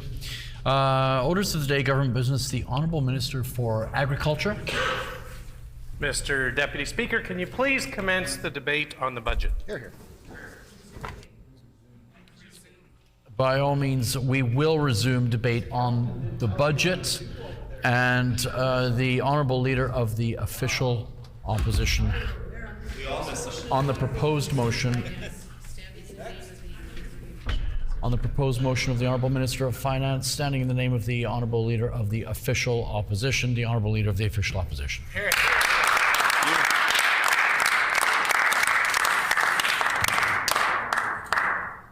We all know from parliamentary procedure that the budget vote is a confidence vote, and I do not have confidence in this government.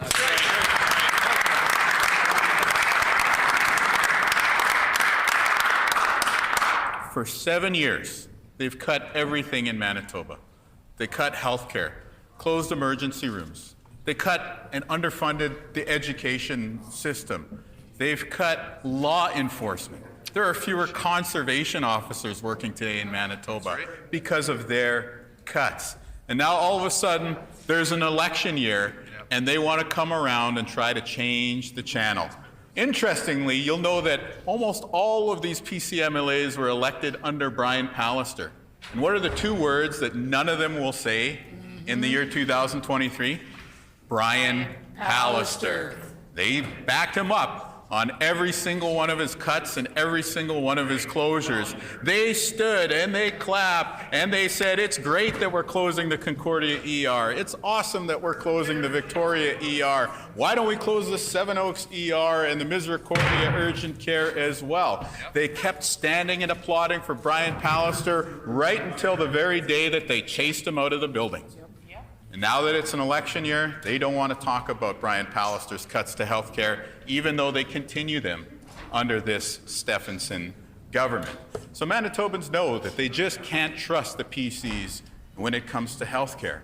In education, day after day, we see another school division stepping up and telling us how many teachers they're going to have to cut, which music program is going to be ended, which enrichment program or additional clinical service has been cut as a result of the chronic underfunding of this government. And of course, just because it's an election year, they're coming around with their talking points again. But here's the problem with their talking points, Madam Speaker. All they have are lines that have been cooked up by political consultants. Meanwhile, in the real day-to-day lives, in the actual communities where Manitobans make their lives, they see the impact of these PC cuts. There's no more emergency room there in the community where it used to be. There are fewer teachers in the school than there once was. And in issue after issue and program after program, Manitobans are paying more under the PCs and getting less. That's right. Manitobans know that they just can't trust this PC government. Of course, we know that they're also playing politics with the important issue of affordability. If they wanted to do something on affordability, they should do it right now, not making an election year announcement and then delay action until some future date, because Manitobans know exactly which version of the PCs they'll get should they get another term in office. It won't be this election year PC charm offensive. It'll be the same PC government that made cuts for year after year after year. They cut health care under Brian Pallister. They continue to cut health care under the Stephenson government. And if you just look at the services that have been cut, I mean, it is quite a long list. Cancer care, emergency rooms, urgent care, physiotherapy. We're talking about some of the programs that Manitobans rely on. We're talking about allied health professionals without a contract. We're talking about 500 fewer nurses working at the bedside. Physicians leaving not only the Manitoba Clinic, but physicians leaving the province. When we're talking about people leaving the province, let's talk about young people leaving the province. Provincial out-migration higher than it's been in a generation. All because of the cuts that the PCs have made. Our approach is different. We say, let's help Manitobans right now. Let's give a freeze on the hydro bills that people pay each and every month. Let's help Manitobans with the utility bills that keep piling up and grinding people down. When it comes to healthcare, why don't we empower the local leaders? Cut through the PC bureaucracy and empower the local leaders in our healthcare system who know the solutions at the bedside. They've spent 7 years hiring out-of-province consultants, lining the bank accounts of people who work on Bay Street and who work in downtown Toronto. How about somebody who's going to stand up for the working person in Manitoba? That's what we're about right here on this side of the House. And all of our families have been through something very trying with the pandemic. Some of our family members have borne the ultimate price. Seniors certainly experienced the tremendous impacts throughout the pandemic. But let's not forget the young people have missed out on so much. Education, socialization, athletics, those bonding experiences that all of us call some of our favorite memories in life. It's our firm belief on this side of the House that we have to make this up to the young people of Manitoba. And we're just not going to get that with the chronic underfunding under the PCs. Instead, we need to invest in our schools, and we need to do so year after year, because kids aren't just going to school in election years, they're going to school each and every year. So why don't we respect educators along the way, too?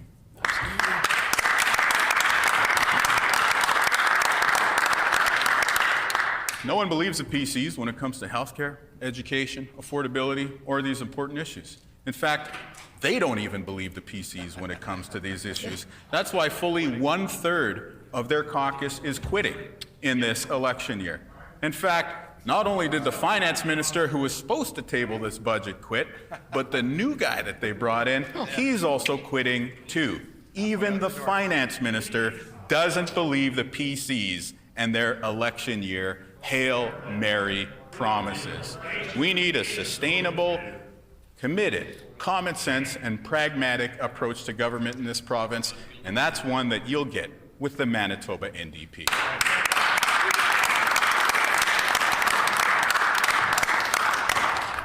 So, the budget vote is a confidence vote, and I do not have confidence in this government, and we look forward to being able to put our plan in front of you, the people of Manitoba, and earning your support this election year.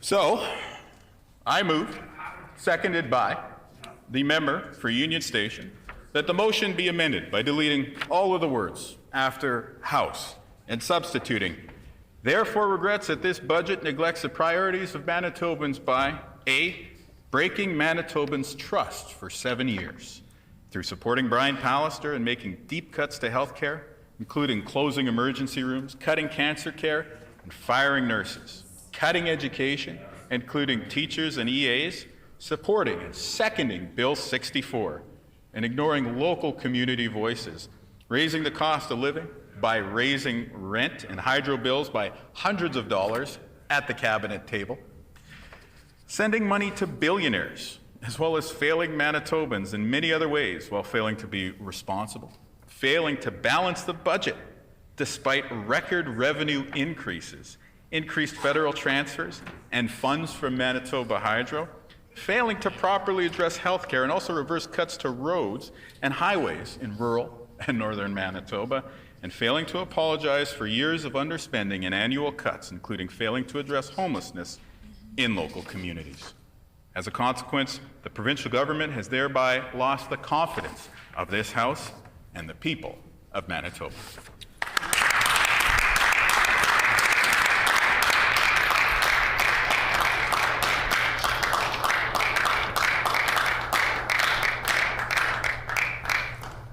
It has been moved by the Honourable Leader of the Official Opposition, seconded by the Honourable Member for Union Station, that the motion be amended by deleting all of the words after House and substituting, therefore regrets that this budget neglects the priorities of Manitobans by A, breaking Manitobans' trust for 7 years through supporting Brian Pallister and making deep cuts to health care, including closing emergency rooms, cutting cancer care and firing nurses, cutting education, including teachers and EAs, supporting and seconding Bill 64 and ignoring local community voices, raising the cost of living by raising rent and hydro bills by hundreds of dollars at the cabinet table, sending money to billionaires, as well as failing Manitobans in many other ways while failing to be responsible and failing to balance the budget despite record revenue increases, increased federal transfers and funds from Manitoba Hydro, failing to properly address healthcare and also reverse cuts to roads and highways in rural and northern Manitoba, and failing to apologize for years of underspending and annual cuts, including failing to address homelessness in local communities. As a consequence, the provincial government has thereby lost the confidence of this House and the people of Manitoba. The amendment is in order. The floor is open for debate. The Honourable Minister of Health.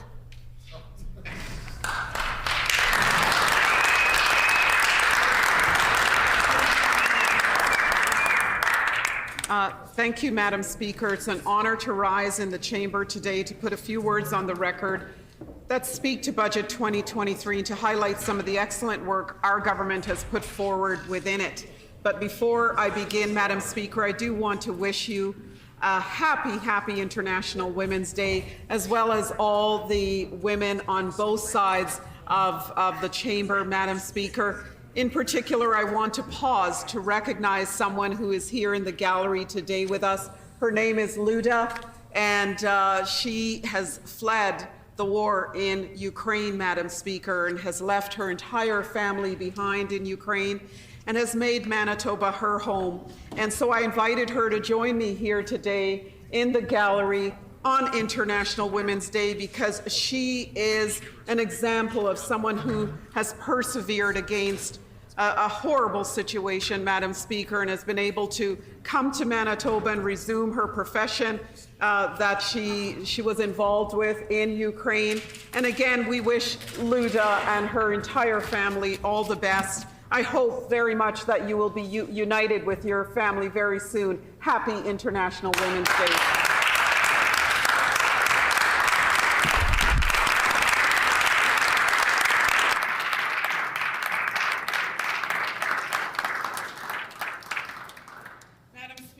Proud to stand behind Budget 2023, which includes the historic investment of nearly $8 billion to strengthen our healthcare system, an 8.8% increase over last year, and $668 million of additional investments. Healthcare has always been a top priority of this government. The budget affirms our commitment to healthcare by improving healthcare and making it more sustainable for all Manitobans, not just today, Madam Speaker, but in the years to come. It is no surprise that the most important part of Manitoba's healthcare system are the 50,000 people who work within it. That is why our government worked closely with healthcare staff, leadership, unions, and post-secondary institutions to create a comprehensive health human resource action plan designed to support our front lines when and where they need it most. Budget 2023 invests $200 million to retain, train, and recruit 2,000 healthcare staff in order to move towards ending mandated overtime. Madam Speaker, this is the largest single healthcare announcement in the history of our province, and it means more doctors, more nurses, more paramedics, and more allied health professionals in our system, helping to treat Manitobans. I'm pleased to put on the record some of the robust investments that Budget 2023 has made possible. $123 million for 9 nurse incentives, a new hourly premium for nurses who work weekend hours, up to $10,000 for nurses who hold the equivalent of a full-time position, as this helps to build more stability in the workforce. $8.4 million to reimburse the costs of nurses' professional licensing fees. Up to $10,000 for nurses who are eligible to retire but choose to remain in the workforce for up to an additional 2 years to retain valued expertise and building capacity as new nurses are recruited into the workforce. An incentive as well, Madam Speaker, for nurses who have previously left the profession but choose to return to the workforce.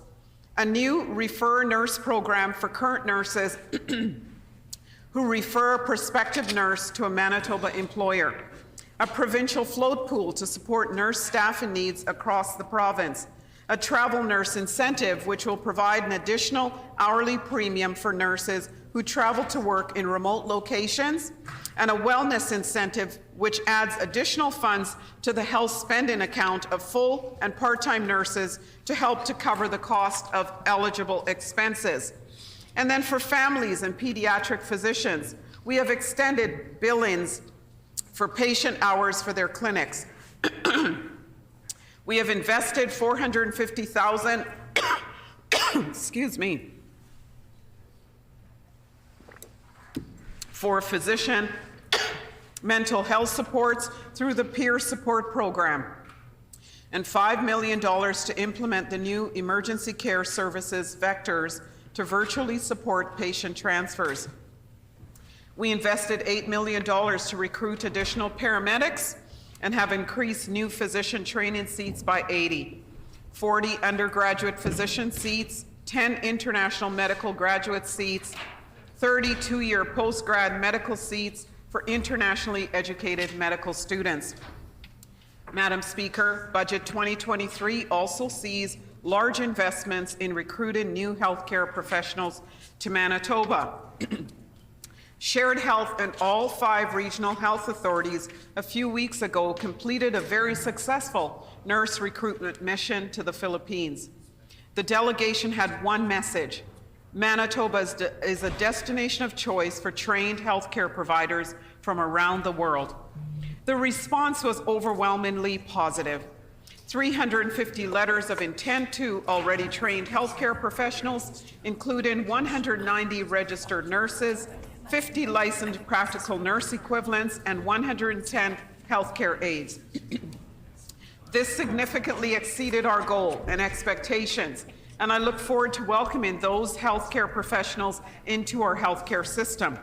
Manitoba now stands as a national leader in recruiting internationally trained healthcare professionals, and we accomplish this by creating a welcoming, streamlined, and reasonable process that includes paying for 3 months of accommodation, allowing spouses and families to accompany them to the province, paying for licensing fees, immigration fees, and travel costs, allowing an Earn and Learn program to integrate nurses into the system while they take any bridging courses, ensuring they have immediate employment. We are also working here in Manitoba to support and invest in the internationally educated nurses who already live in our province. This includes paying $23,000 of financial aid for each internationally educated nurse applicant to help with fees to obtain their licensure. It also includes working with the College of Registered Nurses to modernize their pathways for licensure, including the English language component. We are taking action here in Manitoba to strengthen our health system. That includes investing $130 million in funding dedicated to reducing the surgical and diagnostic backlog. With these substantial investments, the Diagnostic and Surgical Recovery Task Force to date has ensured 22,335 additional Manitoba patients have received their procedures through the task force's requests for service agreements.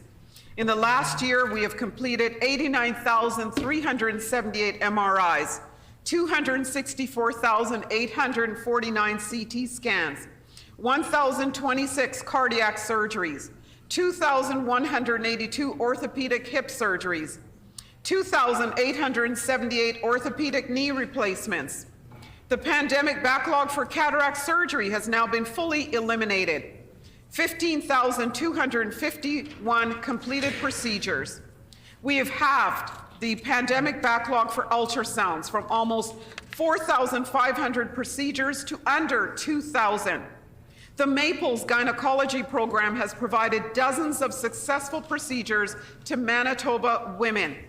St. Boniface General Hospital has added an additional 8 outpatient cases a week and will be reducing the endoscopy backlog by 416 cases per year.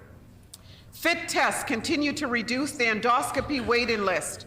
1,055 patients have been diverted from the waiting list, exceeding our goal of 1,000 patients for the year. Budget 2023 sees the largest health capital investment in the province's history at $1.2 billion, covering expansions, renovations, and new multi-year bills. We are increasing the capacity of Manitoba's health system by investing $4.9 million for a 5th operating room at Concordia Hospital to increase orthopedic surgery capacity by 1,000 procedures a year. We are tripling the size of the St. Boniface Emergency Room by investing $141 million and increasing Health Sciences Centre's surgical capacity by 25% with a $50 million investment in Operation Excellence.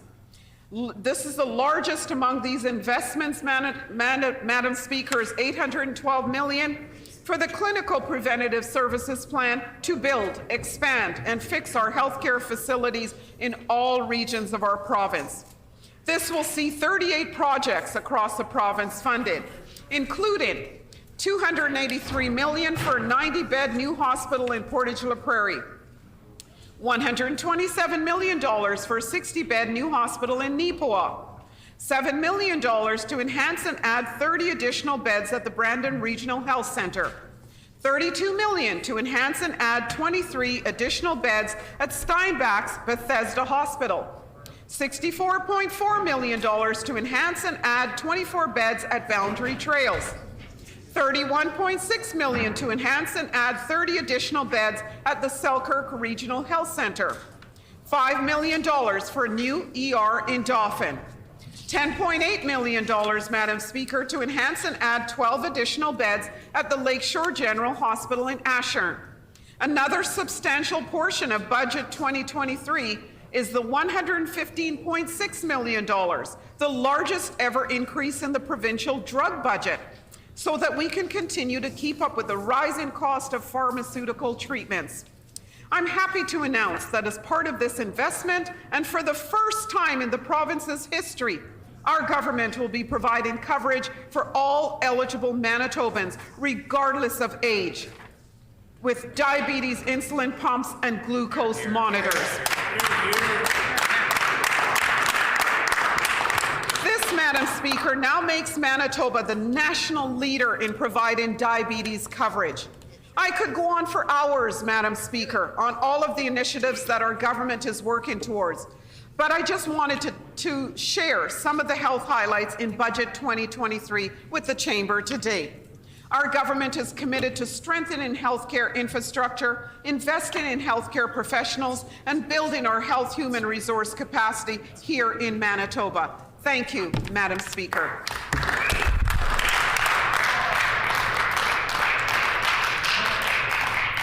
The honourable member for Transcona.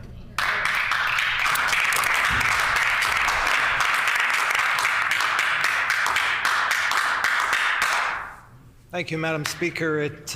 On this International Women's Day, I would just like to take the time to recognize the important women in my life. I'd like to say thank you to my daughter, Kira, who has provided support for me her entire life. My sisters, Teresa and Vanda, who have been incredible role models for my children and our family. My mother, Maria, who immigrated to this country as an 18-year-old back in 1963. Imagine that, Madam Speaker. An 18-year-old coming to a country full of passion and vigor and wanting to make a life here in Canada. And finally, I'd like to acknowledge my wife, Barb. I would like to say that not only for the support, but just the incredible partner she has been these past years that I've had the pleasure of being with her. And it means a lot to me, Madam Speaker. Now on to the budget. You know, Madam Speaker, after 7 years of freezes and cuts to education, health care, and other crucial government services, this House has lost confidence in this government. Suddenly, Madam Speaker, they're attempting to change the channel. But Manitobans won't be fooled. Not only is this budget terrible policy, it is the feast and famine approach that's taken with budgeting that has really impacted the lives of everyday Manitobans. And mostly what we've been exposed to, Madam Speaker, is a famine approach. And that's not one that a complex organization like a provincial government uses to plan its fiscal policy. It flies in the face, Madam Speaker, of the pragmatism of Manitobans. They expect their government to fund their services that are crucial to running this province consistently, fairly, and with predictability, all of which has been missing these past 7 years, Madam Speaker.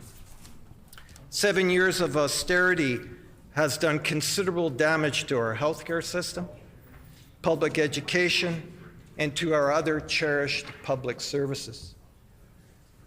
For the public education system, these past 7 years of PC austerity has left school divisions with impossible decisions of what to cut next, of which teaching positions to remove, number of EAs to lay off, the clinical services to reduce or outright eliminate in certain school divisions, and which student support services to cancel.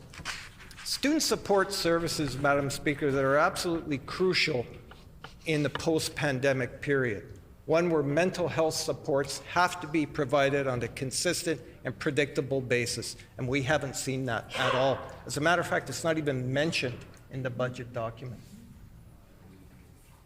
At every budget consultation for school divisions, Madam Speaker, the meetings have taken place with an air of real trepidation. Every time a budget chair opens up a meeting, it's about what services will be cut next, especially in this budget season. School divisions have been challenged by the ravages of inflation and the pandemic. But, Madam Speaker, what is perhaps their biggest obstacle and their biggest challenge is this particular PC government right here. They haven't provided near the support that's necessary, especially after years of a pandemic. And they're feeling it right now.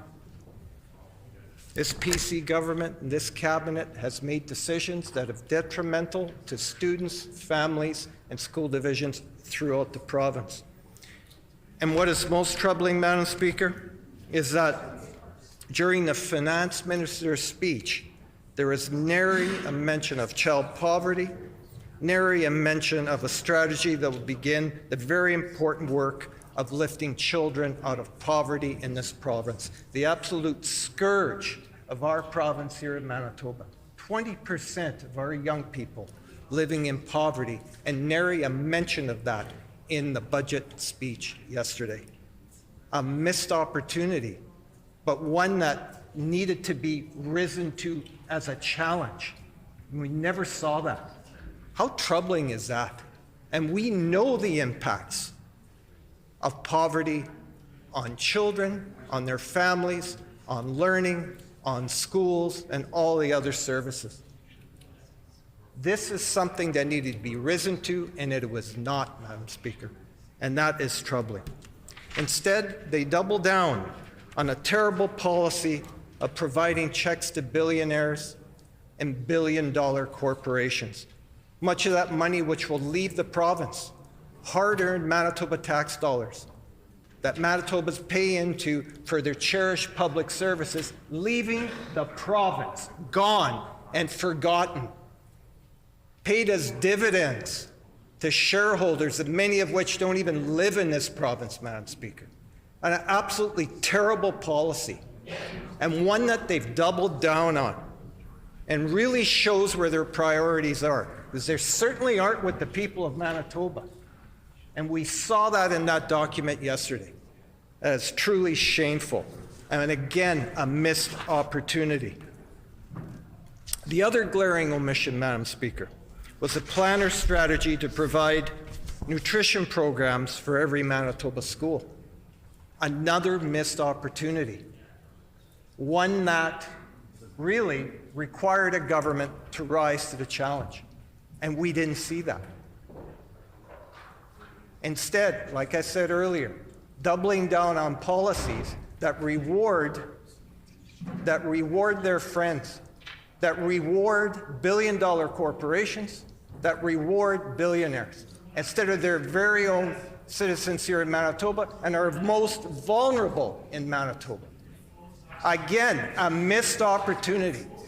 Double down on a terrible policy, and one that they need to be reminded of, because this is what Manitobans have been telling them, Madam Speaker.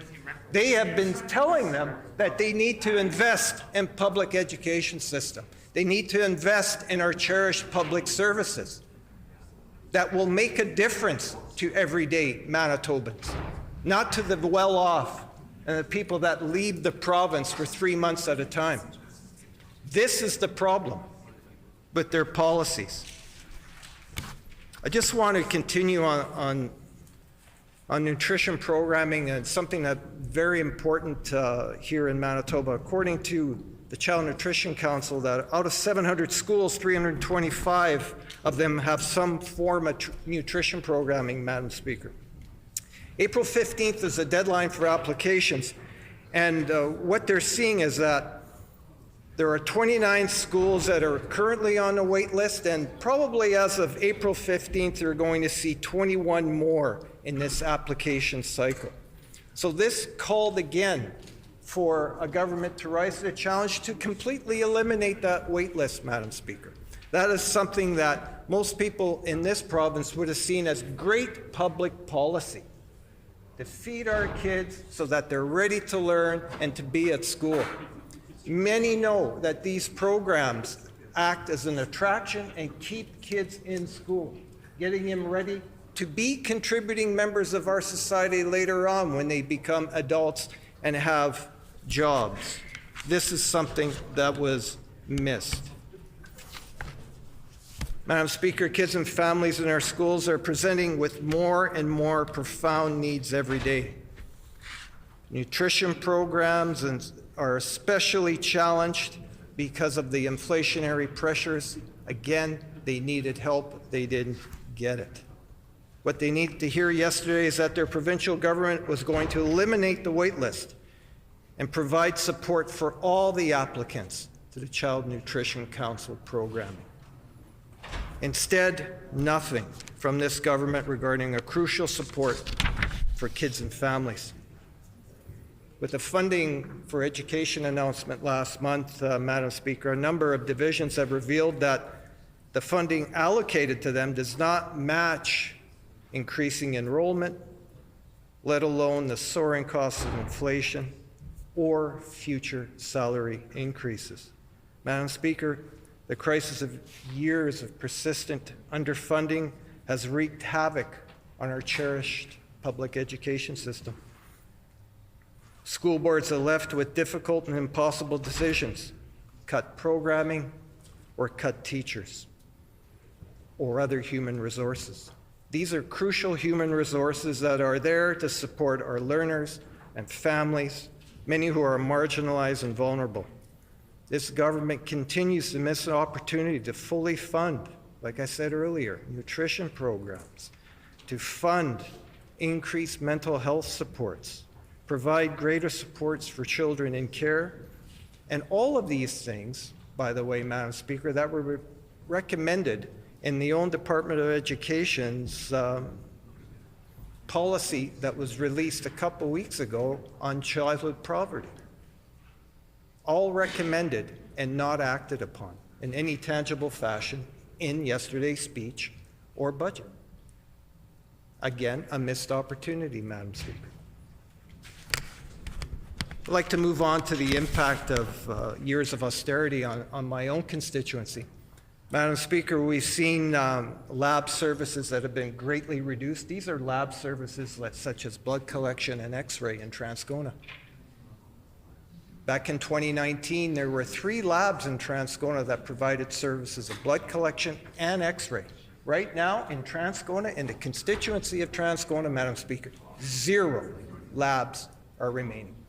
Instead, people are forced to go to a super center located at Regent and Lagimodiere, well outside the boundaries of Transcona, and really difficult to reach with people with mobility issues, with people that then are now required, Madam Speaker, to get a ride, to get other support to make sure that they get to their diagnostic services that they were easily able to walk to as little as 3 years ago have now been completely removed.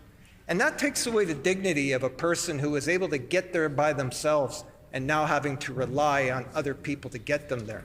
Because not only is that location in a very busy spot, Madam Speaker, it's also exceedingly dangerous because of the volume of traffic and the inability of people to access that area without having to park further away, causing more issues for people that have mobility issues to get to that particular test. The other piece that our particular constituency has been impacted by is the lack of personal care home space. Well documented that in Northeast Winnipeg, one of the lowest per capita areas of PCH space in the province. We had a plan. The plan was done. 2016, we were supposed to see the expansion, Madam Speaker. What happened? The very first thing that this government did in 2016 was cancel the expansion of Park Manor Personal Care Home. They took down the sign and they left up the sticks. And they're still there. And how insulting that was to our constituents is still a matter of great conversation in my constituency.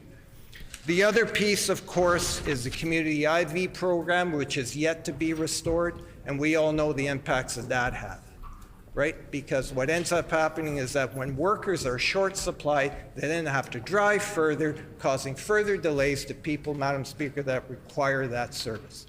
So after 7 years, we've had consistently difficult times, not only in our constituency, but also the province of Manitoba due to this particular Conservative government. And as I wrap up my remarks, Madam Speaker, I would like to thank the constituents of Transcona who continue to show their support for me and continue to always be there when called upon. I also want to ensure that everybody here in this House knows that on this side of the House, we will not be supporting this budget. Thank you, Madam Speaker.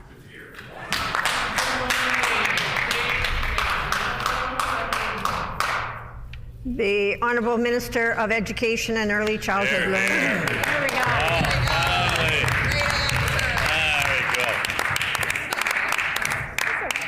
Thank you, Madam Speaker, and it's always an honor to stand up and put words on the record following the doom and gloom of my friend from Transcona, Madam Speaker. But before I get into all of that, Madam Speaker, I as well would like to wish you and all the great women in this great province and country of ours happy International Women's Day, especially to my wife Tracy today, my mom, my mother-in-law Lydia and Sylvia, of course my sister-in-laws Monique and Cheryl, and just want to shout out to them that they are my rocks as I continue to move forward in this great honor and privilege to serve the constituents of Lac Tabani. So with that, Madam Speaker, hopefully you enjoy not only this day, but each and every day as we continue to move forward.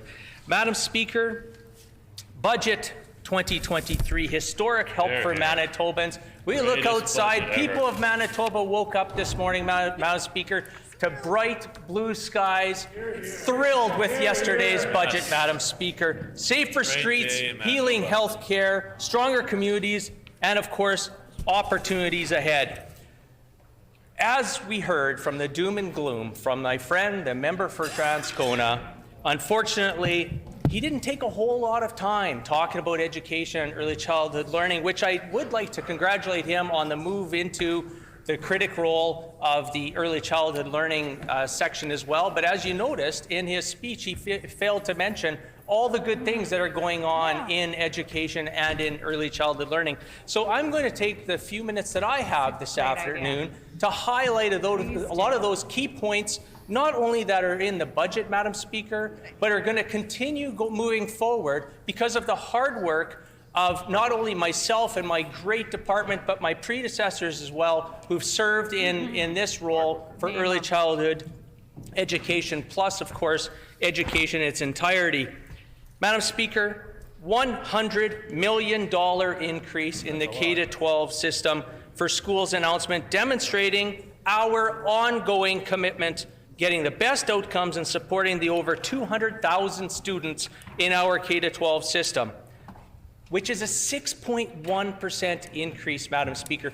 This is the largest, some might say astronomical increase since well over 25 years, Madam Speaker. And this is building upon the historic investments that we have been doing in education year after year after year since we formed government, Madam Speaker. A lot of years. The problem that my friend, the member from Transcona, who's a teacher himself, part of the problem is that he doesn't want to give credit where credit is due, Madam Speaker. The fact is that the former NDP government actually took our students in Manitoba from third in numeracy and literacy, and then in 2003, and then they added science shortly thereafter. They took those students to dead last, Madam Speaker. Shame. Dead last. Shame. 10th in all three categories and further behind 9th each and every year. The member from Transcona doesn't want to stand up and talk about their record. Well, Madam Speaker, Manitobans do not want to go back to the dark days of the NDP, Madam Speaker. Very dark. Where they underfunded education and they did not get the results that parents and guardians and kids deserve, Madam Speaker. We on this side of the House came forward with the K-12 Commission, where well over 30,000 Manitobans chimed in. Then we came forward with the K-12 Action Plan, Mama Tuisawin, which talks about Indigenous inclusion in education. Did the NDP ever have any plans, Madam Speaker? No. Absolutely not. No plans. No they were fine with the old status quo, Madam Speaker. Yeah. And so today I'm also going to highlight some additional things that we're doing. So what did we do on top of the $100 million, Madam Speaker? We also annualized the $106 million, which we brought forward last year in education, Madam Speaker. This is something that the K-12 system has asked for. They want to see that annualized funding continue to move on and on and on. And I hear the member from Transcona talking from his seat, but he decided to sit down a little early, Madam Speaker. So unfortunately, he didn't use his time wisely, Madam Speaker.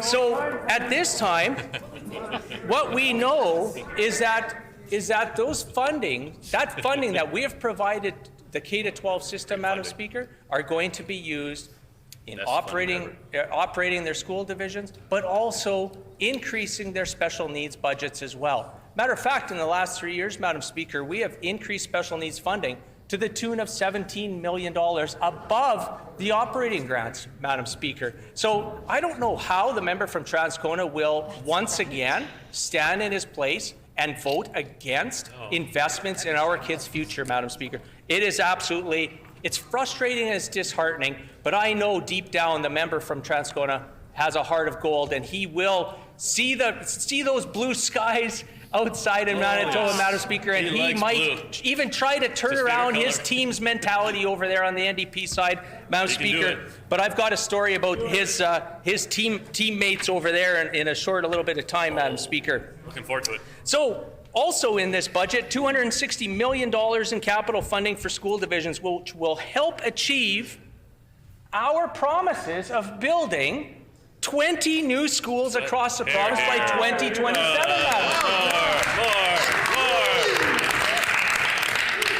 Well, Madam Speaker, this can't be done. This can't be done by one individual by themselves. Of course, with the strong backing and the hard work of our Premier, the MLA for Tuxedo, plus the hard work of my good friend and colleague, the member from Brandon West as well, who put in a lot of time and effort into making sure that we can get these promises done on time, ahead of time, and probably, no doubt, on budget, Madam Speaker, which is very important, which I know is a myth, a mystery to those that are on the NDP side. They don't know nothing about any type of budgeting and bringing in anything either at budget or under budget, Madam Speaker. So, in addition to that, Madam Speaker, we increased annualized funding. So good. Funding for the elders and knowledge keepers in schools, bringing a program which brings that to a total of $2.2 million. This program helps students feel more welcome in the classroom by giving them the cultural supports they need. I know the member from Transcona talked about nutrition, Madam Speaker. I had the pleasure of being part of an announcement with my friend and colleague who is now the Minister of Advanced Education that saw the government's contribution to the Child Nutrition Council of Manitoba. We more than doubled their funding, Madam Speaker. It was originated in 2006 under the NDP. The NDP felt that they would put in $1.2 million. They froze that amount for years and years and years and years, and today the member from Transco stands up and says, they want to see funding for nutrition.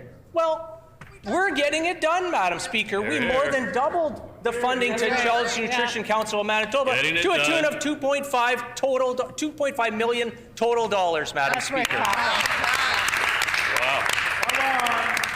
Come on, Nella, you got to clap for that one. So, of course, we've got $1.4 million to support the implementation of our new provincial student information system that provides data on Manitoba students with an overall investment of $3 million.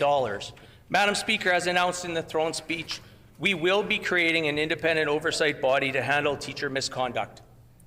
Budget 2023 earmarks $1.4 million to help to implement this change and will help keep our students safe. Madam Speaker, a lot of the things that we've been doing on this side of the government have been shining a spotlight on those unfortunate situations with adults dealing with our students, and whether that's through sports or just each and every day conduct, Madam Speaker. We know that there was many stories brought up from the early 2000s, and now we're coming to a light. We're shining a light, we're educating Manitobans, we're educating parents and guardians, we're educating students, we're educating all Manitobans, Madam Speaker, to make sure that this is a reality and that we're all aware of what's happening. Matter of fact, Madam Speaker, I took it upon myself and my good friend, the MLA for Southdale. No, Lajimodier. For Lajimodier, yes. And actually the good work of my friend and colleague from the MLA for Southdale as well. Took it upon ourselves to actually invite the MLA for Transcona to participate, because I know personally that he's an educator himself. So I invited him to our office to share some of his wisdom in how we can better protect kids. And unfortunately, Madam Speaker, his colleagues, the wannabe leader of the NDP, the member for St. James, and the member from St. Vital had actually asked for a meeting, but they didn't include the member from Transcona, Madam Speaker. I don't quite understand why they would not include an educator within their own caucus, Madam Speaker. But you know what? I took it upon myself because I really strongly feel that protecting kids is a nonpartisan issue, Madam Speaker, and so we felt that it was very important to invite the member for Transcona in to have those conversations. There's no team on the NDP side. There's multiple teams. Madam Speaker, investing in accessible, high-quality, affordable early learning and childcare. January of 2022, the Premier had amalgamated the K-12 system with the early childhood learning sector, and I thought that was an incredible move and helps with the transitions of our students, our kids, from 0 to the ages of 18, 19, Madam Speaker. And I know that we have made leaps and bounds moves in order to make sure that that early childhood learning sector is feeling valued and honored, because each and every day, Madam Speaker, they work hard. And really, Manitoba can't work unless childcare works, Madam Speaker. So we on this side of the House are working hard to make sure that we're increasing spaces, we're increasing wages, we're doing many things to make sure that we're retaining and training And of course, Madam Speaker, we're keeping those childcare fees more than affordable. Madam Speaker, we're actually making sure that we've allocated $75 million had been allocated for reducing parent fees 3 years ahead of schedule to $10 a day for a regular day of childcare for all licensed funded spaces in centres and homes in this great province of ours, Madam Speaker.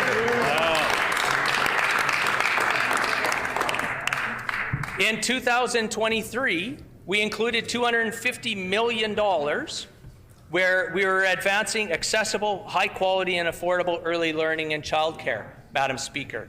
We are making sure that we're recruiting and retaining ECEs and encouraging CCAs to carry on and get their training and become ECEs. So what have we done? We've increased the tuition rebates of $5,000 per student per year of education so they can upskill and stay in the early childhood education field, Madam Speaker. A great initiative, and I know that it's going to continue for years and years and years because we are providing sustainable funding. Oh, Madam Speaker, just to let you know, the partnerships with our education partners, not only in municipal, not only provincial, but also federal. And that's one thing that I know that the early childhood education, childcare sector was screaming for well over 20 years. Why? Because the former NDP government had no idea of partnering. They didn't want to get together and talk to the grassroots individuals who are providing these cares, this care to our most precious resources, Madam Speaker.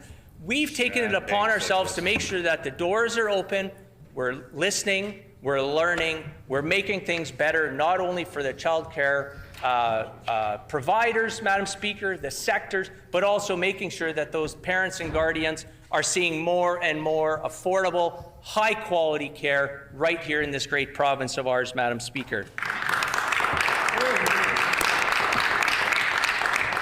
Madam Speaker, I also want to talk about a couple other partnerships that we are having. We're having partnerships with municipalities and rural and northern Manitoba, Madam Speaker. We have announced within the last couple months, and actually within the last few weeks, 23 new child care centers that we're partnering with municipalities to bring almost 1,700 brand new child care spaces right here to Manitoba, Madam Speaker. All across this great province. And in addition, what we're doing is we've also increasing the wages for child care assistants and early childhood educators in 2023, building on already the increases that we've increased from 2022. Work is also underway, Madam Speaker, to work closely, something that was a mystery to those on the NDP side. Work closely with our post-secondary institutions to be able to offer more training, recruitment and retention opportunities to the ELCC workforce strategy, Madam Speaker. With those few words, Madam Speaker, I am definitely going to be supporting Budget 2023. This provides historic investments for Manitobans that has been long overdue, far past any numbers that the NDP ever did, whilst we're keeping the amount of deficit at bay. We've also promised to make sure that we're going to balance the books in the next few years, Madam Speaker. I encourage all members of the NDP, I encourage my friend, the MLA for Transcona, to turn that frown and upside down and make sure that he supports Budget 2023 because it is a good day for Manitoba and it will continue to be even better days for Manitobans, Madam Speaker. Thank you very much for your time.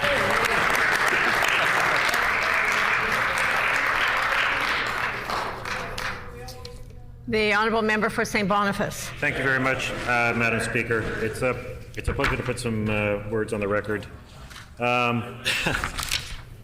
You know, I think it was H.L. Mencken who said whenever he picked up a newspaper, he picked it up with a sense of, never picked it up without a sense of optimism and never put it down without a sense of disappointment.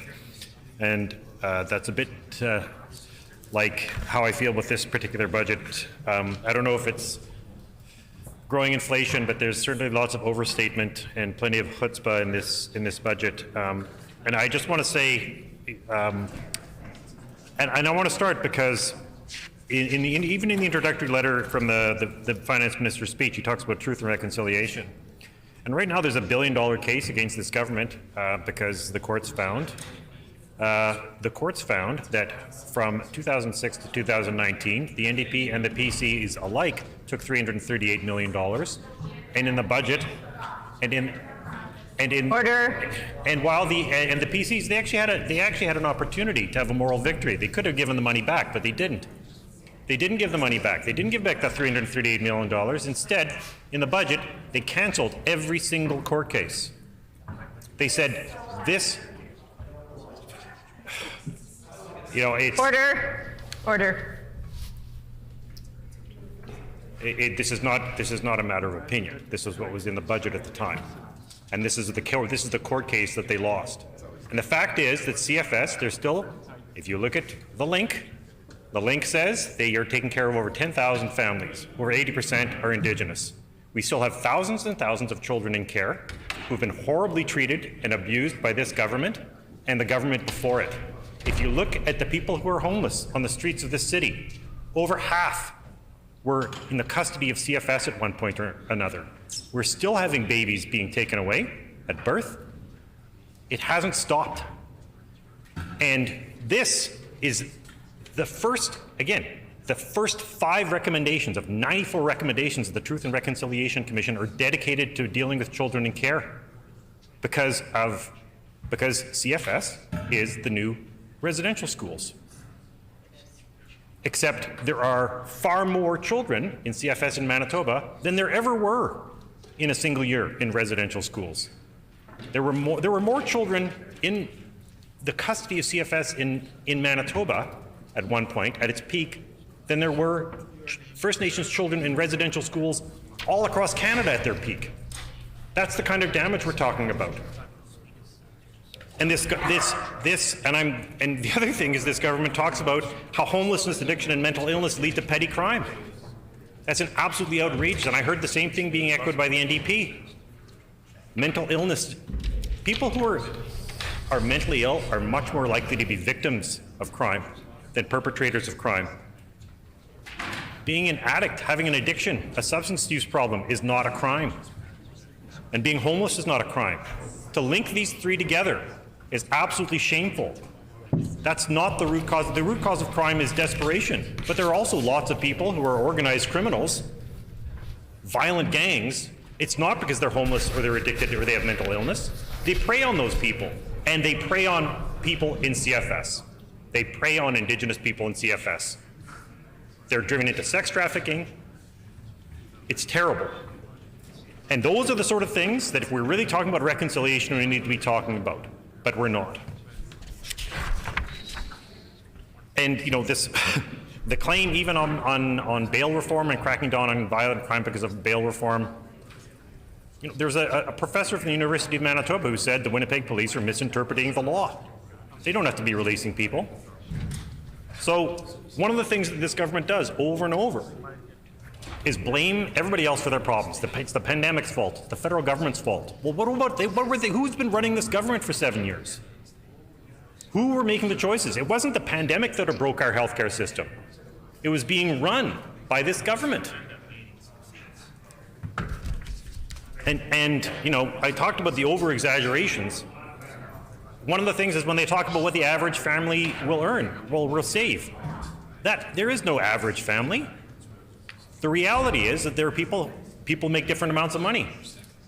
So again, this is a repeat of the basic personal income. Is it good that people at the bottom of lower and middle class people are going to be able to save some money? Yes. Are they going to be saving are they the average families? No, they're not. Because the bulk of those savings are all going to be earned by people, are going to be made by people at the top of the income scale. So this is not progressive. There's nothing progressive. These are completely regressive measures. It's regressive conservatism. And even when they talk about working to make downtown Winnipeg a safe place for visitors and businesses, what about the people who live there? Why aren't we talking about the people who actually live downtown and not just the people, not just visitors?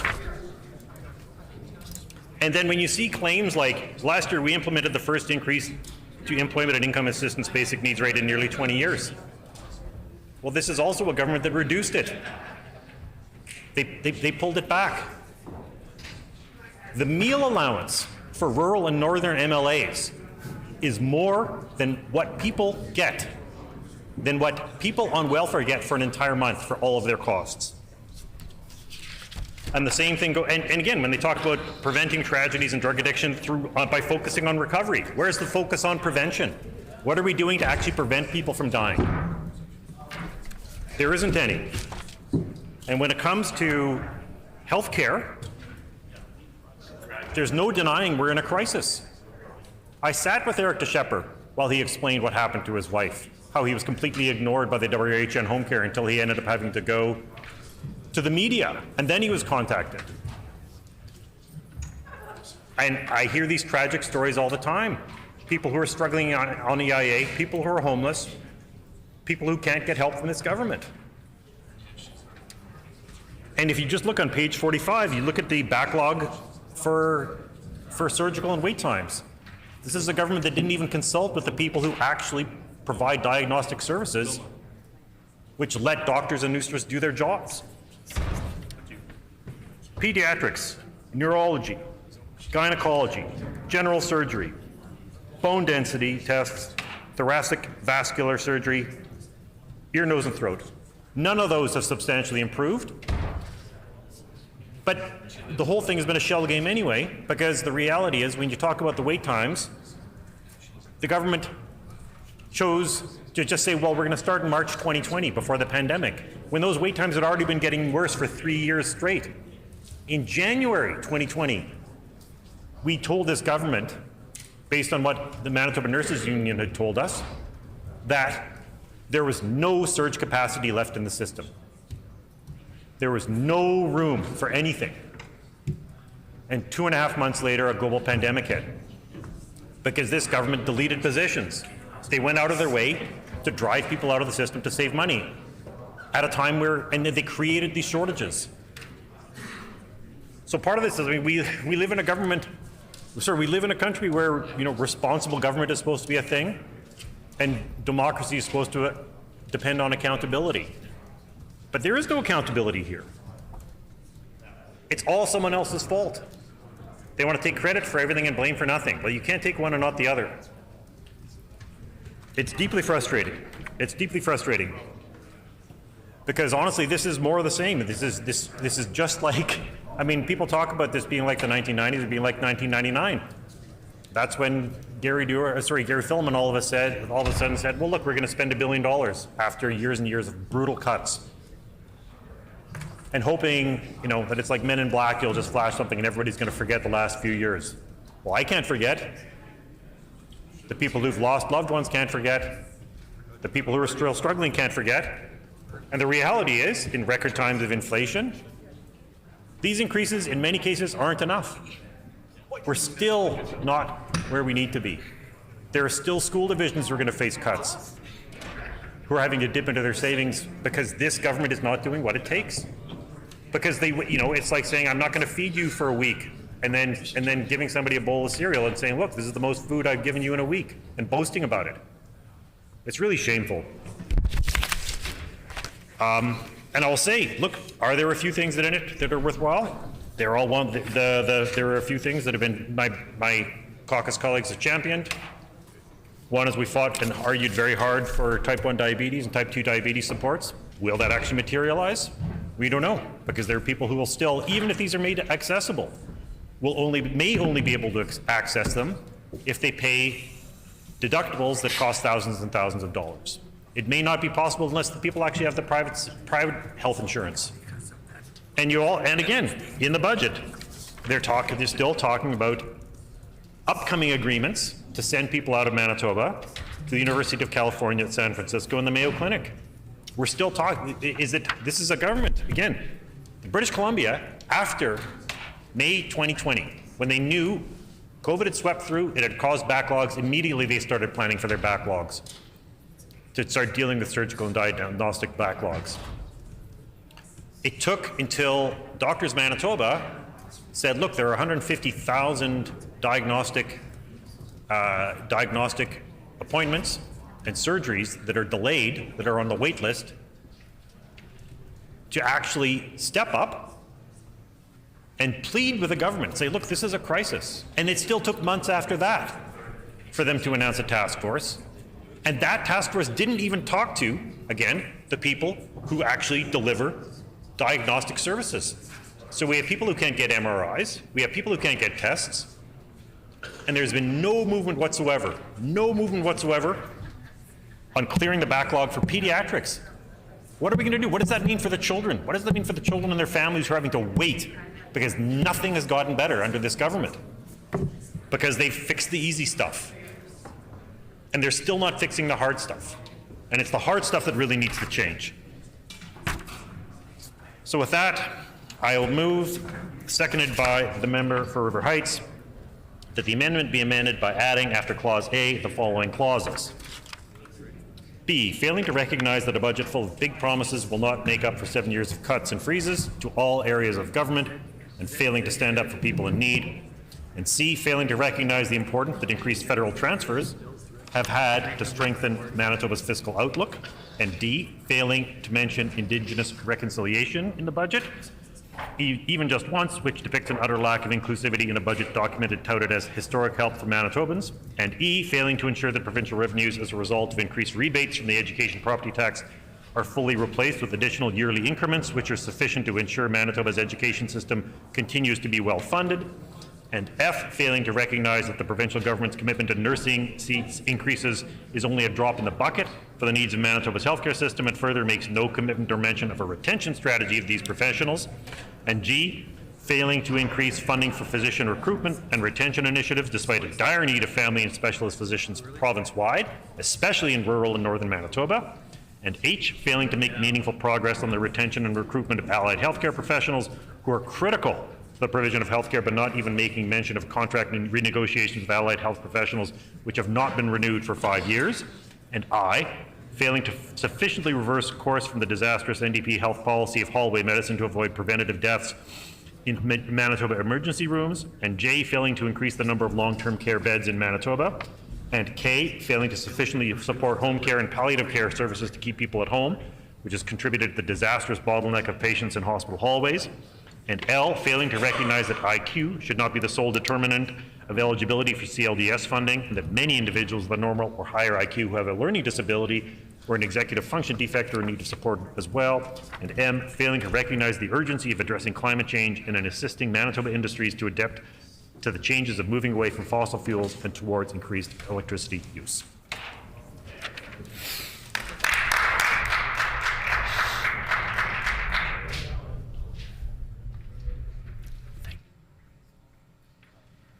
It has been moved by the Honourable Member for St. Boniface, seconded by the Honourable Member for River Heights, that the amendment be amended by adding after clause dispense. Okay, I need to ask if the sub-amendment is in order. However, I need leave because the member diverted from the text of the sub-amendment in a so is there leave to consider it as printed? Agreed? Okay, that makes things easier for a number of people. So the sub-amendment is in order. The floor is now open for debate on said sub-amendment. The Honourable Minister for Municipal Relations. Thank you, Mr. Deputy Speaker. It's an honor to rise today. First, of course, I wish everyone a happy International Women's Day and happy Holi. I know that many millions of people around the world are celebrating Holi today. Last night, I had a chance to attend an event, the ritual of Holika Dahan at the Hindu temple on St. Anne's Road. I know other members from the House were there yesterday as well. And it's a great opportunity. It's the first time actually since COVID that we had such a great crowd last night. So again, happy Holi to all my friends in the Hindu community and anyone celebrating it. here in Manitoba, and of course right around the world. It's looking forward to it. I believe on Sunday there's going to be an event celebrating Holi, which is the ability for us to play or throw colored paint and colored powder at each other. It's quite an event. Again, I know it hasn't really happened. I think last year was the first year since COVID that it was able to happen. This year, expecting a huge crowd. I know myself and a number of colleagues here in the House, on this side of the House, will be there to help celebrate and to enjoy the event. Mr. Deputy Speaker, I want to say, of course... Order, please. Just real quick, friendly reminder, please keep the volume to a respectable minimum, if at all possible. Thank you. The Honourable Minister for Municipal Relations. Thank you, Mr. Deputy Speaker. I wanted to talk about the great things that our government's doing for municipalities right across the province here, Mr. Deputy Speaker. Sorry, Mr. Deputy Speaker. I want to highlight, of course, just a few weeks ago, our Premier went out and announced a $47 million increase in operational funding for municipalities right across Manitoba. That represents a 28% increase in operational funding for municipalities. That's a $17 million increase for the City of Winnipeg and a $2.3 million increase for the City of Brandon. Within that, we know there's a $13 million increase from the province of Manitoba to the City of Winnipeg for transit funding.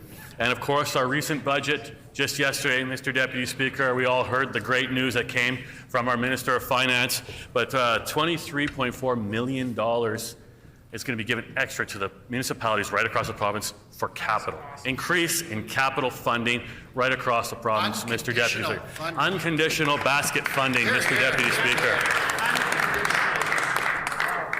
We know that it's received a lot of support from the municipalities. The municipalities have shown their support. The Association of Manitoba Municipalities has been very supportive of this. I know that it was the AMM president, Cam Blight, who said, as inflation has significantly impacted municipal budgets and municipalities are not permitted to run deficits, this historic municipal funding announcement will help local councils respond to current financial pressures, build stronger communities, and finalize local budgets with certainty, Mr. Deputy Speaker. I'd like to say another quote here. A strong Manitoba depends on a strong Winnipeg. So I'm grateful for the Manitoba government has recognized the need for more funding to support transit and other essential city services. Mr. Deputy Speaker, that was Mayor Scott Gillingham who said that. Lots of support, again, from municipalities, not only the Association of Municipalities, other municipalities. I will talk about the great and glowing reference we got from Mayor Jeff Fawcett, the new Mayor of the City of Brandon.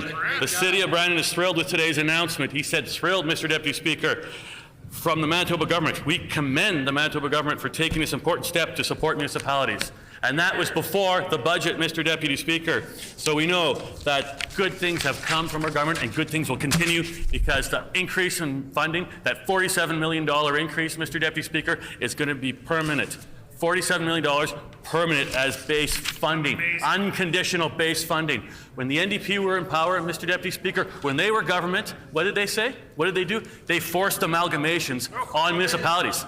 And what happened when those municipalities opposed it? They called them howling coyotes. That's what they said, Mr. Speaker. Showed no respect to municipalities, Mr. Deputy Speaker. This government's not only a listening government, this government is acting. This government is making sure municipalities are well funded and help going forward, Mr. Deputy Speaker, having that constant and consistent funding, making sure municipalities are funded and well looked after by the province. And I wish all the relatively new, in many cases, relatively new mayors and councils, reeves and that right across the province, all the best as they continue on with this new funding. And I expect much more meetings and much more time to discuss the priorities that mutually benefit both Manitobans and, of course, the municipalities that Manitobans have and those representatives that have been elected by Manitobans from across all parts of this province, Mr. Deputy Speaker. I know that our budget yesterday has highlighted a number of important initiatives. And I'll tell you, Mr. Deputy Speaker, we know that the increase in the basic personal exemption to $15,000, Mr. Deputy Speaker, that's incredible. Astronomical, in fact, Mr. Deputy Speaker. That removes an additional over 31,000 low-income taxpayers from the tax rolls in 2023. Mr. Deputy Speaker, that's an historic tax break from Manitobans. Of course, We've increased the personal income tax thresholds to $47,000 and $100,000 in 2024. These changes, personal income tax and the basic personal amount, add up to over $1,200 in savings for the average two-income family. That's what this government is doing, is putting money back in the pockets of Manitobans. Well, the NDP and their Liberal friends, Justin Trudeau, want to tax and spend. Mr. Deputy Speaker, let's not forget that the NDP and the Liberals have made a coalition to, Mr. Deputy Speaker, with respect to the carbon tax. Members opposite support a carbon tax. It's a Liberal NDP tax. And we're trying, at this end, on this side of the House, to make sure Manitobans have more money in the pocket. Members opposite want to take money out of their pocket. And that's the stark difference, Mr. Deputy Speaker. Going forward, Manitobans, no, there's a difference. We stand for Manitobans. We stand for the hardworking entrepreneurs, the hardworking business owners that make this economy run, that make sure that they and their families have more money in their pockets to reinvest in our province. Unlike members opposite who take money out of the pockets of Manitobans and put it on the cabinet table, we do the opposite, Mr. Deputy Speaker. Well, I hear a member opposite from the NDP caucus chirping away. I can only imagine they're saying how many good things that this budget has provided.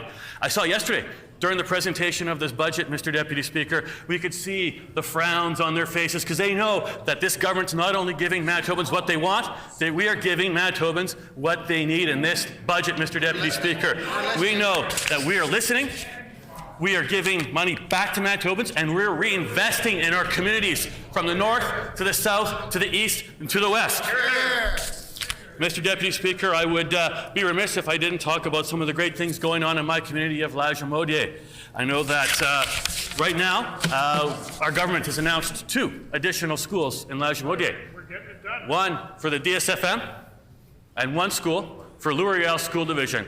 A new school, 2 new schools in Sage Creek. Mr. Deputy Speaker, that's the kind of investment, and that's part of a greater strategy that this government has of building 20 new schools. Mr. Deputy Speaker, during the NDP administration, how many schools did they build? None.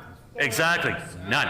Mr. Deputy Speaker, we on this side of the House are playing catch-up for the inaction of the NDP government for the 17 dark years of NDP government. We're building 20 new schools, including in many, many growing communities across Winnipeg and across the province. Mr. Deputy Speaker, I talk about Lagimodiere, Sage Creek, a very fast-growing community. We've got other parts of the community that are growing as well. Bonavista as a case in point. Mr. Deputy Speaker, there are young families moving in here. Most families, or many families, are actually new Canadians moving into the area and need capacities in schools, and we are delivering on that, Mr. Deputy Speaker, something the NDP never did. In fact, Mr. Deputy Speaker, when the school was finally built in Sage Creek, the first school, Mr. Deputy Speaker, built under the direction of the previous government, it was built under capacity. Under capacity, Mr. Deputy Speaker. That was a record of the NDP. Order. This government building 2 new schools in my community, 20 new schools across Manitoba. And that is a record I know we can stand on, and I am very comfortable to stand beside Mr. Deputy Speaker.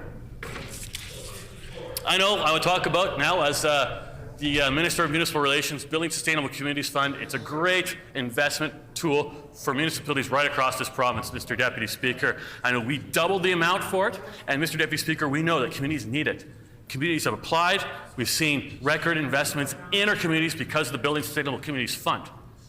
Likewise, and I want to talk about the Arts, Culture and Sport and Community Fund, $100 million invested into the communities. Mr. Deputy Speaker. Order. I know members opposite are chirping away. They don't understand the fund. Mr. Deputy Speaker, that program is $100 million, where NDP members and the NDP government of the past left tens of millions of dollars of deferred maintenance costs in that sector on the table. Order. This government is investing in that sector, investing in our communities, Building Sustainable Communities Fund. We've simplified the way we fund communities in the province of Manitoba. That's the record of our government, Mr. Deputy Speaker. Investing in arts, sport, and culture. And they can chirp all they want, Mr. Deputy Speaker, because they know our record is a record to be proud of. Theirs is a record of failure.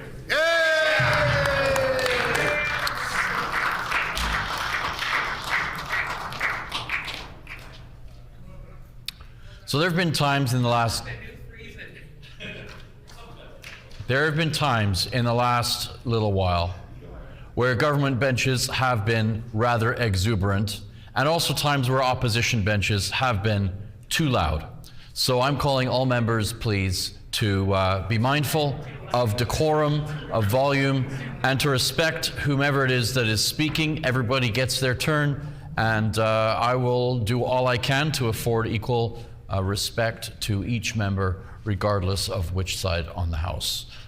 I believe the minister has finished his speech. The honourable member for Union Station. Thank you.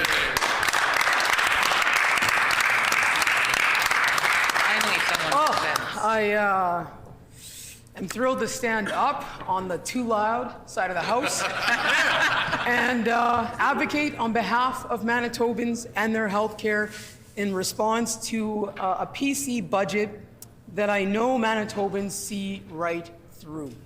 It's incredible to me that this government would use the same talking points to talk about a budget that they're trying to herald as they have been using throughout some of the most devastating healthcare experiences that Manitobans are facing and have been experiencing because of their cuts. So, but I think I'd like to start my remarks with talking about why I chose to run in the first place. So, as we are in election year, we just had Black History Month, I Love to Read Month. I was able to be out and about in the community talking to a lot of kids, and a question that I was asked often was why I chose to run for politics. And my answer has always been pretty simple. My answer always comes down to the fact that I care about people. I'm an activist, someone who believes that together we can make our province a place which leads the country, quite frankly, in policies, in laws, and in social agreements and understandings which leave no member of our communities behind.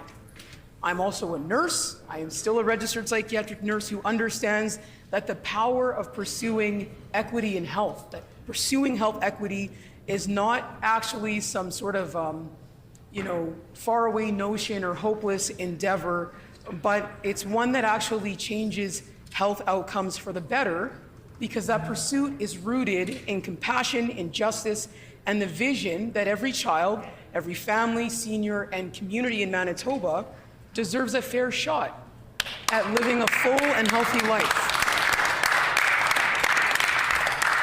And so when I talk to Manitobans of all ages, be it in Union Station or across the province when we're doing our outreach as a team, whether it's in schools or daycares or workplaces or boardrooms, could be at the Forks or at Westman basketball games or volleyball games in the community. What I hear from Manitobans consistently is that healthcare is what matters most to them right now. And you can trust me when I say that now more than ever, Manitobans have a heightened understanding of how their political choices and who they vote for matter, and how the political decision-making of governments matter. Since 2016, under the leadership of Brian Pallister, and now continuing under the former failed Minister of Health, Premier Stephenson, healthcare has been treated as some sort of a political whim. Order. Members cannot say Premier Stephenson.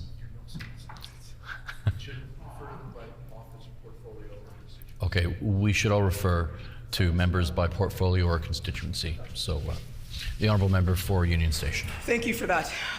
So since 2016, first under the leadership of now disgraced former Premier Brian Pallister, and it's continued under the current Premier, healthcare has been treated as some sort of a political whim. It's been treated as something that is almost, you would see, flippant decision-making almost by PCMLAs who do not appreciate nor understand the lived realities of everyday Manitobans.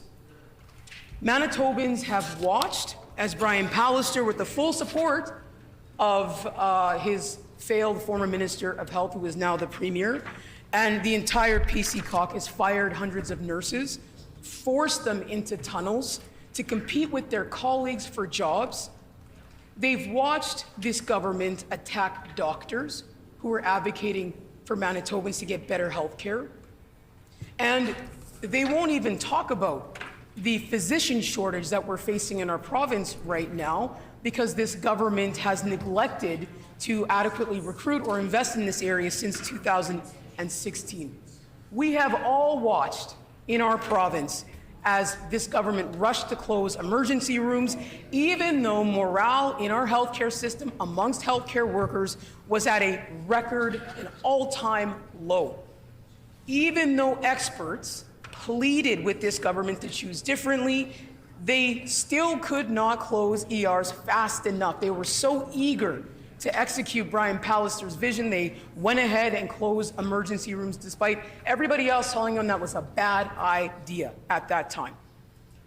They rushed to close ICU beds, which we would unfortunately learn not long after would cost Manitobans their lives during the COVID-19 pandemic. Women across our province have watched as Brian Pallister and this new premier and this caucus have attacked women's health care in our province with a level of callous disregard for the well-being of women in our province that we have never seen before. Manitobans have been living with the impacts of the privatization of lab services, life flight, home care, hospital security, pharmacies, nursing, diagnostics, surgeries, all while Brian Pallister and the current premier froze healthcare workers' wages. All while, for years, they have denied allied healthcare professionals a fair contract. This premier has been consistent at one thing. I'll give her that. She has consistently shown a commitment to treating healthcare workers in our province with a level of disrespect so egregious that people are leaving the careers and the jobs that they love in order to preserve their well-being, protect their licenses, get a work-life balance that has been denied to them by this government.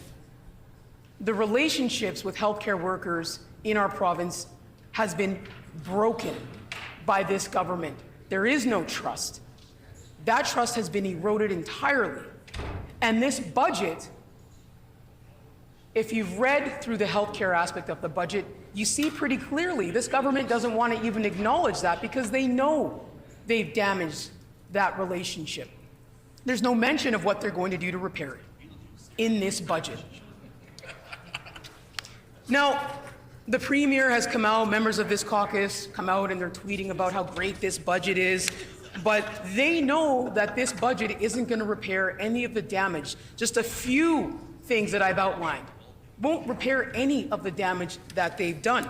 It will not repair the current premier's decision to stand by Brian Pallister as he not only made racist comments in this chamber and out in the media, as he made anti-Indigenous remarks and created racist policies like cutting international student health care, stood by him throughout the entire process. She stood by as Brian Pallister blamed, predominantly at that point, BIPOC Manitobans who were victims of COVID, fighting for their lives in ICU beds, blamed them for not accessing a vaccine they could not access because they weren't yet eligible for it, because this government, despite having that data, refused to make it readily available for those vulnerable Manitobans. She stood by him during that. And while I won't repeat any of the horrifying comments, offensive remarks made by the former Premier, Brian Pallister, I want to make very clear that every single time the current Premier stood beside him, sat beside him, and clapped, and applauded, and endorsed it. So when the Premier and her caucus talk about this budget being progressive on social issues, literally all I can do, Deputy Speaker, is laugh. It's laughable. She expects us to believe that she, a Premier who stood by openly white nationalist convoy occupiers, a Premier who did not walk in the Pride Parade despite promising that she would, A premier who's made those kinds of decisions very recently has suddenly found her progressive social values? Like, come on. That's silly. It's silly. Manitobans don't buy that. This is the premier who, as Minister of Health, didn't demand that reproductive health care be put back under her portfolio since it had been removed because anti-choice members of her caucus, predecessors as ministers of health, didn't want to talk about reproductive health care. Really, this is the person we're supposed to believe is bringing forward a budget that is socially progressive, recognizes the importance of social issues? It's ludicrous, Deputy Speaker. The math isn't mathing on that. The premier whose budget makes no mention in terms of healthcare of equity. The premier whose healthcare funding in this budget doesn't talk about anti-racism, doesn't talk about addressing poverty in healthcare, doesn't talk about the social determinants of health. Mr. Deputy Speaker, a premier whose budget doesn't talk about how they're going to remedy this overdose crisis that's facing our province. The highest rates of child poverty are here in Manitoba under this government. The highest rates of HIV in the country are here in this province under this government and growing, disproportionately affecting Indigenous women. And shamefully, the highest rates of congenital syphilis, an entirely preventable disease, is happening under this government. And they would have us believe that this budget is supposed to be socially progressive? It doesn't make any sense. It is not true. It is not the case. Their budget makes that clear. And that is why absolutely no one believes the PCs. You know, the premier has been incredibly transparent on one thing, and that is that they're going out and making these supposed record announcements on healthcare funding during an election year, months away from an election. I mean, that is incredibly transparent. You could not, every single person I talk to and who reaches out to me makes it explicitly clear they know that this premier is simply trying to buy their vote, but they don't believe this premier is actually going to deliver on anything she's saying because she hasn't. And, announcing these healthcare dollars doesn't actually translate into addressing the healthcare issues that this government has created. I believe the premier doesn't really understand what resonates with Manitobans, quite frankly, because she doesn't live in the same world most Manitobans do. Most Manitobans don't have $31 million they can forget to report. Most Manitobans, their first inclination when they hear about a tragedy of a mother losing her life because we lost ICU bed capacity during the pandemic, during the time when the premier was the Minister of Health, most people don't stand up and talk about their kid's hockey game. Like, the premier is completely out of touch with the lived realities of Manitobans, and we see that reflected in the budget. You would be hard-pressed to find anyone in our province who hasn't been negatively impacted by this government's approach to healthcare, the austerity-driven agenda of their decision-making in healthcare. Our province is facing some of the greatest healthcare challenges of our generation, and those challenges must be met by leadership that cares about people, not leadership that simply cares about maintaining power. The challenges we're facing as a province can only be met and addressed by leadership that understands that by putting people first, Manitoba will become a province that everyone can be proud of.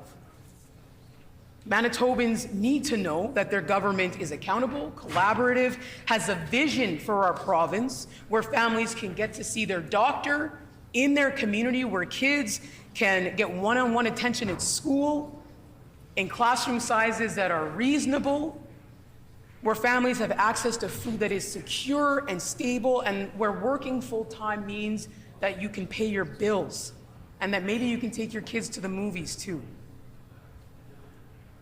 Manitoba seniors need to know that their government will make sure they can age in their homes with quality home care, go for walks downtown in their neighborhood without fear of being unsafe because they know that their government has invested in making sure that the needs of their neighbors and their community members are met, that basic needs are being addressed, and that communities are funded in a way that allows them to be well.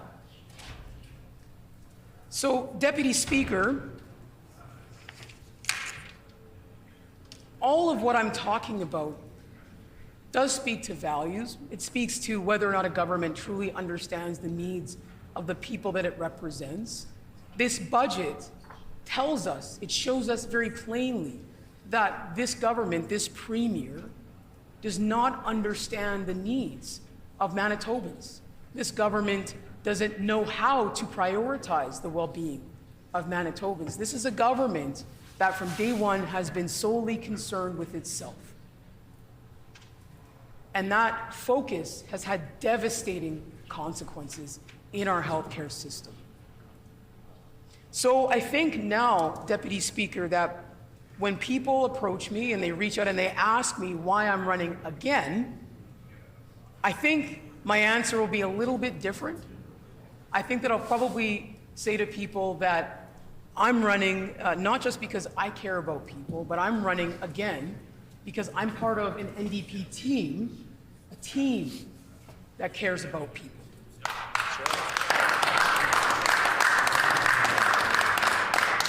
A team that understands our diverse and dynamic and welcoming province deserves leadership that invests in their healthcare each and every year, not just makes empty announcements during an election year. And, Mr. Deputy Speaker, while we all know Manitobans don't trust this government, can't trust this government, will never trust this premier, they can absolutely trust me on the fact that our team has their backs and is going to ensure that healthcare in Manitoba is rebuilt stronger than ever before under a future NDP government. Thank you.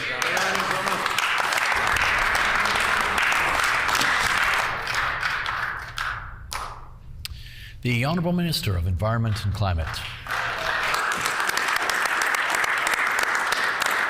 Thank you, Mr. Deputy Speaker. You know, I've been known to be quite vocal about how governments spend money and how accountable they are, and was for many years as a city councillor. I am very honored to be a part of this team and a part of this historic budget for Manitobans. Members opposite have been obsessed with the idea of trust this week. So I give you this, Mr. Deputy Speaker. Can Manitobans trust a leader, the NDP, when they said raising the PST was ridiculous, and only months later raised the PST? How can you trust a government like that? How can you trust the fact that in 2003, the NDP ignored a recommendation from the Clean Environment Committee to build a new North End treatment plant in Winnipeg immediately? Instead, they ignored that because at that time, it would have cost less than $300,000. They ignored it, granted extensions, granted extensions, granted extensions, granted extensions, granted extensions, all while polluting Lake Winnipeg more. And let's remember, how can you trust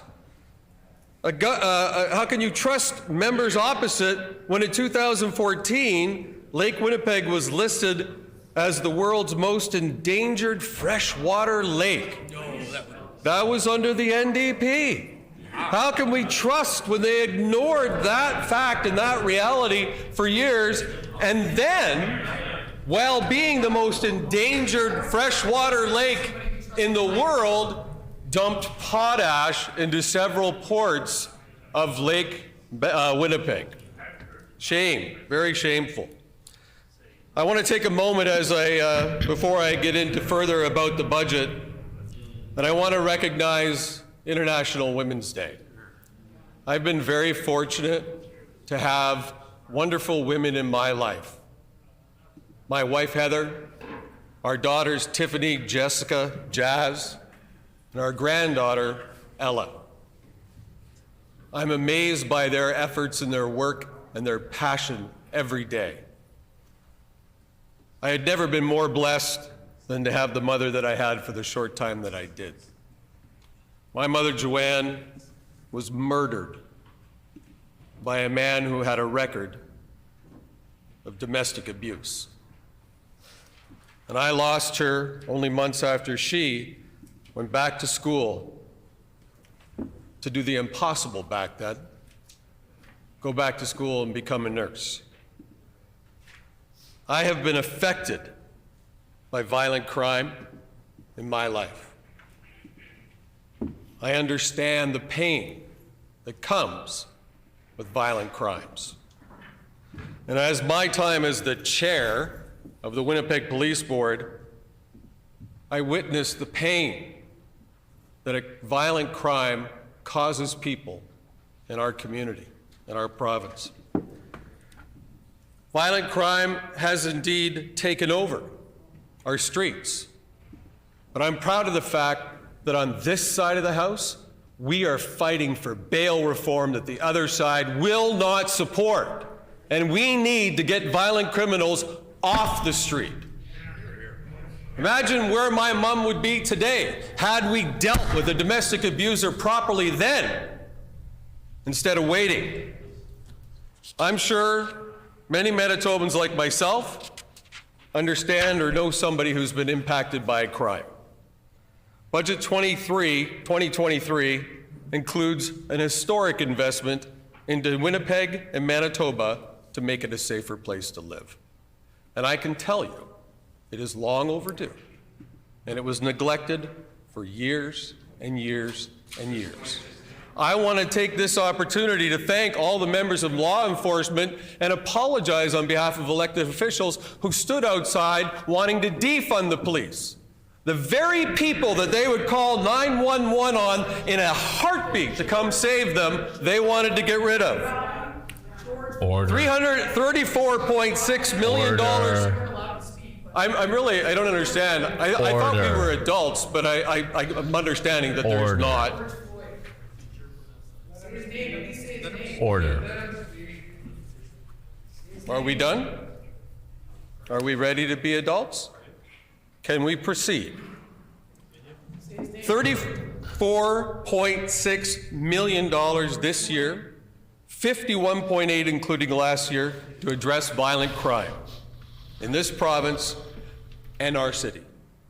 This will help support initiatives like the Violent Offender Apprehension Unit that is desperately needed. I was the chair, thank you very much, and we made sure that we fought to get criminals behind bars. But unfortunately, with the bail reform that the NDP and Liberal coalition put in, they just decided to set everybody free. And that's when crime started to rise. I spent over a quarter of a century in the media, and I know fake news when I hear it. And I hear it every day in this House. Bringing a balanced budget approach to this will address the root causes of crime, Mr. Deputy Speaker. We will address the root causes of crime, and we will make sure we have programs in place. That's what this government is doing. Because when I talk to residents in Winnipeg, when I talk to real people, they tell me crime is an issue. They're afraid to go downtown. This government is taking action. This government will work tirelessly to get violent criminals put back in jail that have been let out on the streets.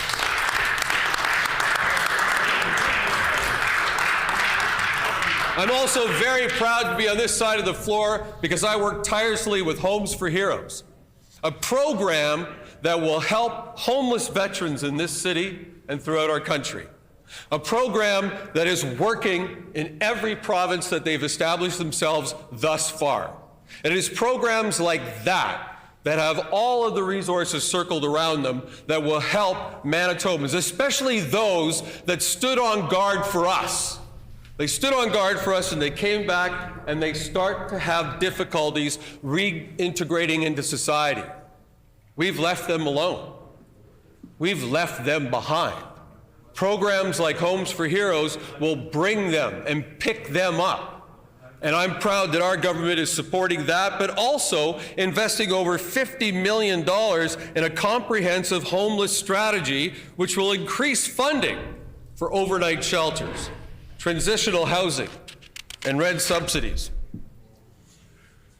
Our funding for mental health, which is something that we hear about a lot, that we talk about.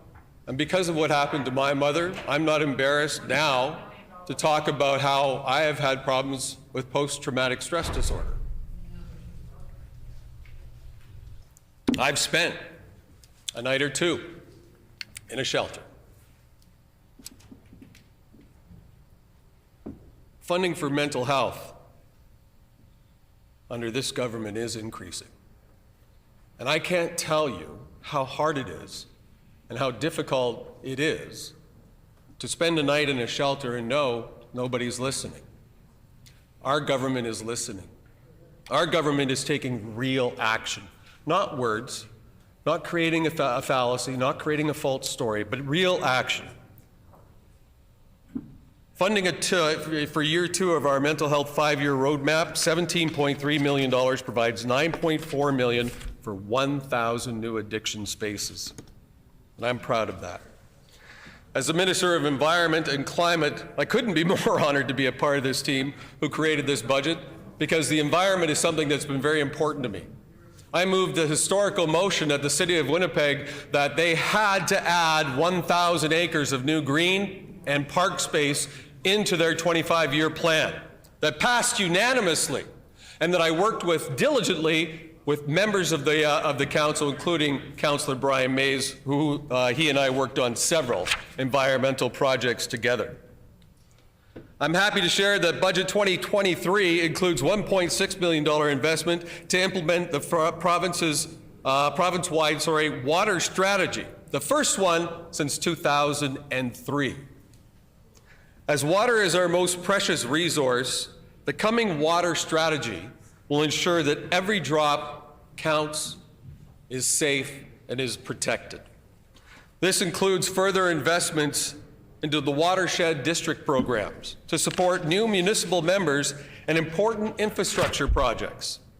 We're going to enhance support for drinking water safety in our province, including 2 new full-time drinking water officer positions and further resources for effective drainage enforcement right here in Manitoba. Enhanced water quality and beach monitoring is also increasing under our watch in this historical budget. In addition, Manitoba's investments will help municipalities be climate resilient and competitive in a low-carbon economy, not for today and tomorrow, but for the future as well, creating good, quality, clean environments for their residents to live, work, and play, but most importantly for our grandkids and their grandkids. Budget 2023 includes funding to assist municipalities with zero-emission vehicle infrastructure needs and funding innovative measures to reduce emissions and promote economic growth through green investments, such as the Conservation and Climate Fund that is working.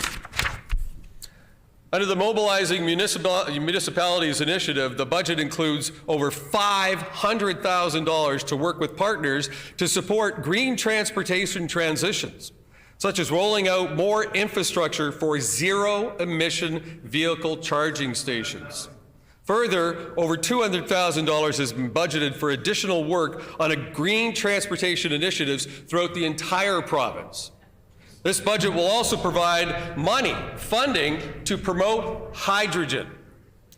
We're hearing more and more about hydrogen. The world evolves every day, and now we're evolving into hydrogen, and Manitoba is uniquely positioned to be the global leader in hydrogen. And clean hydrogen. Thank you. Clean hydrogen. And we're putting in over $400,000 to promote innovations that will build on that hydrogen opportunity. Our clean electricity supports making Manitoba the center of excellence for hydrogen. And hydrogen will be what Europe depends on in the future, not fossil fuels, not batteries, but hydrogen. This additional funding, combined with our already 99.6% clean energy, will make Manitoba a leader in the green economy for years and decades to come. I became known as a city councilor in my area, protecting taxpayer dollars, ensuring that we didn't raise rates for water or on property taxes. Residents wanted me, and they told me during this recent election, to fight for budgets that are focused on their priorities, not somebody else's. They wanted it to focus on their priorities, and this government has done that. These are the facts, and they're irrefutable. And I can tell you why. Residents told me crime is out of control in our community and province, and we need somebody to take it seriously and take action. We're doing that. That's what residents are telling me. Residents told me that seniors need more help. The quality of life for seniors is getting worse every day in our country, all across North America. We have an aging society. This government and this budget recognizes that we have an aging society and actually cares about them. Order. And we're investing more than we ever have in a senior strategy. Residents told me that they were ignored for years. And that they wanted to have a sustainable budget, not a one-time investment, sustainable budget. Something the members across the floor probably don't understand. Sustainable budgeting. Order. They want a reasonable approach and strong investments into health care. Again, I'll say, as I said earlier, spending the time that I did in the media, I recognize fake news, and I recognize the hackles as fake news. I get that. I understand that entirely. So let's look again at the facts. Residents want a reasonable approach and strong investments into health care. They want that. They're getting that. Not only are they getting it in this budget, they've gotten that for years. And I will turn to our very own Grace Hospital. The Grace Hospital has had investments into their emergency room. We upgraded it. We doubled its size. And in this budget, the Grace Hospital will also see its ICU unit be doubled in size. And in a meeting that I had with doctors at the Grace Hospital, one of them being the chief medical officer, they were telling me how happy they were with the changes at the emergency room for the Grace and how excited they were to know that the ICU was going to be expanded under their watch by this government. Those are the facts. They're irrefutable. We listened and we got to work. We provided a budget that is reasonable, realistic, and reasonable. And that's why people would fight against it. They're afraid of it. They're afraid that they know Manitobans want this budget. They're afraid because they know that Manitobans see the value in this budget. They're afraid that Manitobans will see that life is more affordable under our government. That's what creates the need for developing stories and fake news. That's how that all begins. The result of this budget is strong collaboration with residents, with leaders, and frontline workers. And that's why I'm proud to be on this side of the House. This budget is simply a launching pad for a sustainable future in Manitoba, which will ensure that we are the most desirable province in Canada to live, work, and play.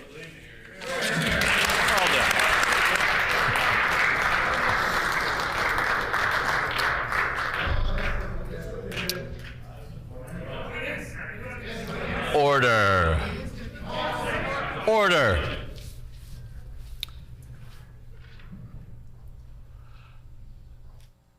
All members need to respect the member speaking or standing to speak.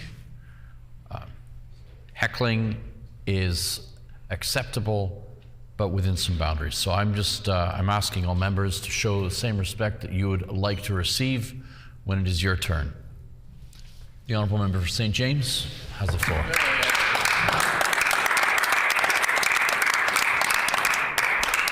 Thank you, Mr. Deputy Speaker. Desperate times have led this PC government to take some very desperate measures. After 7 years of hammering Manitobans with devastating cuts to health care, to education, to our municipalities, to every single corner of government, they've brought forward a budget that's focused on trying to convince Manitobans that they've turned a new leaf, that they're no longer the hardcore Attila the Hun conservatives that they acted like for the last 7 years, and they're now the new, softer version, the progressive conservatives. In essence, they're asking Manitobans to trust us with this budget. They're asking us to trust that they've changed, to trust that they're going to fix the mess that they created, to trust that they're going to fix the chaos that they're responsible for creating, and to trust that they're actually going to follow through on the commitments that they've made in this budget. But after 7 years, seven long years of PC governance, Manitobans know we have very few reasons to have any trust in this government. Making a bunch of big promises 7 months away from an election is a desperate and self-serving move, Mr. Deputy Speaker. Desperate. Manitobans are smart. They can see what this government's up to. They can see right through what this government is trying to do here. Everyone in Manitoba can see that. We can see that this is a desperate move, a Hail Mary attempt at trying to save their political future. And I think it's important we're clear on this point, Mr. Deputy Speaker. This budget and the spending commitments it contains are not being brought forward because they're the right investments to make. It's not being brought forward because it's the right thing to do. The investments that they're outlining and proposing in this budget are being brought forward for one reason and one reason alone, and that's to help them save their jobs. It's not about Manitobans, it's about them. That's why this budget was brought forward, and this ridiculous attempt at trying to shapeshift and suggest that there's somehow a new party. It's a desperate move, it's self-serving, and we can see right through it. It's been a very long 7 years in Manitoba. Everyone in this chamber knows this. That side of the House, they're not willing to admit it, but people know it's been a very difficult 7 years for Manitobans. If we look at healthcare and the chaos and devastation that this government has created in our healthcare system, in our ERs, a 25% overall nursing vacancy rate, a 40-something% nursing vacancy rate in the ER in the Grace Hospital in my community. People trying to access home care, living through nightmares, trying to get the supports that they need for their family. In education, 7 years of cuts have left a huge number of kids without the help that they need and they deserve to succeed. 7 years of cuts and a failure of this government to do anything for low-income students so that they can succeed and ensure that they can have full stomachs so that they can learn. They failed to take action on that. And kids going without the EA supports they need, without the counseling supports, and we know many kids are going years waiting to get access to psychologist supports in our school system. And on affordability, this government's failure to act has caused untold suffering for a huge number of Manitobans. Their failure to do anything over the last many years has caused an incredible amount of challenges, especially for seniors, low-income people, and people with disabilities, and folks on fixed incomes. That's the reality of the impacts on the last 7 years on Manitobans. And the reality is, if this government actually cared, if the members opposite actually cared, as they're pretending to with this budget, they would have taken action many years ago. They would have acted many years ago, but they didn't. They didn't do anything. Order. They've all sat around, and just 7 months out from an election, they're bringing forward a budget that's trying to convince Manitobans they've changed. People see through that. Manitobans desperately need and want investments in healthcare, in education, in social services that we depend on. We know we desperately need those investments, but the roller coaster ride that this government is taking Manitobans on with this proposed budget, after 7 years of hammering us with devastating cuts, is completely and totally irresponsible. It's totally and completely irresponsible. We want those steady investments. We need steady, responsible investments in the services that we depend on. But the approach being used by the PCs here, with 7 years of famine and then a big feast, is no way to govern, and it's a reckless approach to managing the public purse, because we now not only need to make up for the incredible funding shortfalls that this government created in every single department. Order, please. When this matter is again before the House, the honourable member for St. James will have 14 minutes remaining. This House is adjourned, and the hour being 5 p.m. This House is adjourned and stands adjourned until tomorrow at 1:30 p.m. Just need to check that. Thanks, everybody. Have a good evening.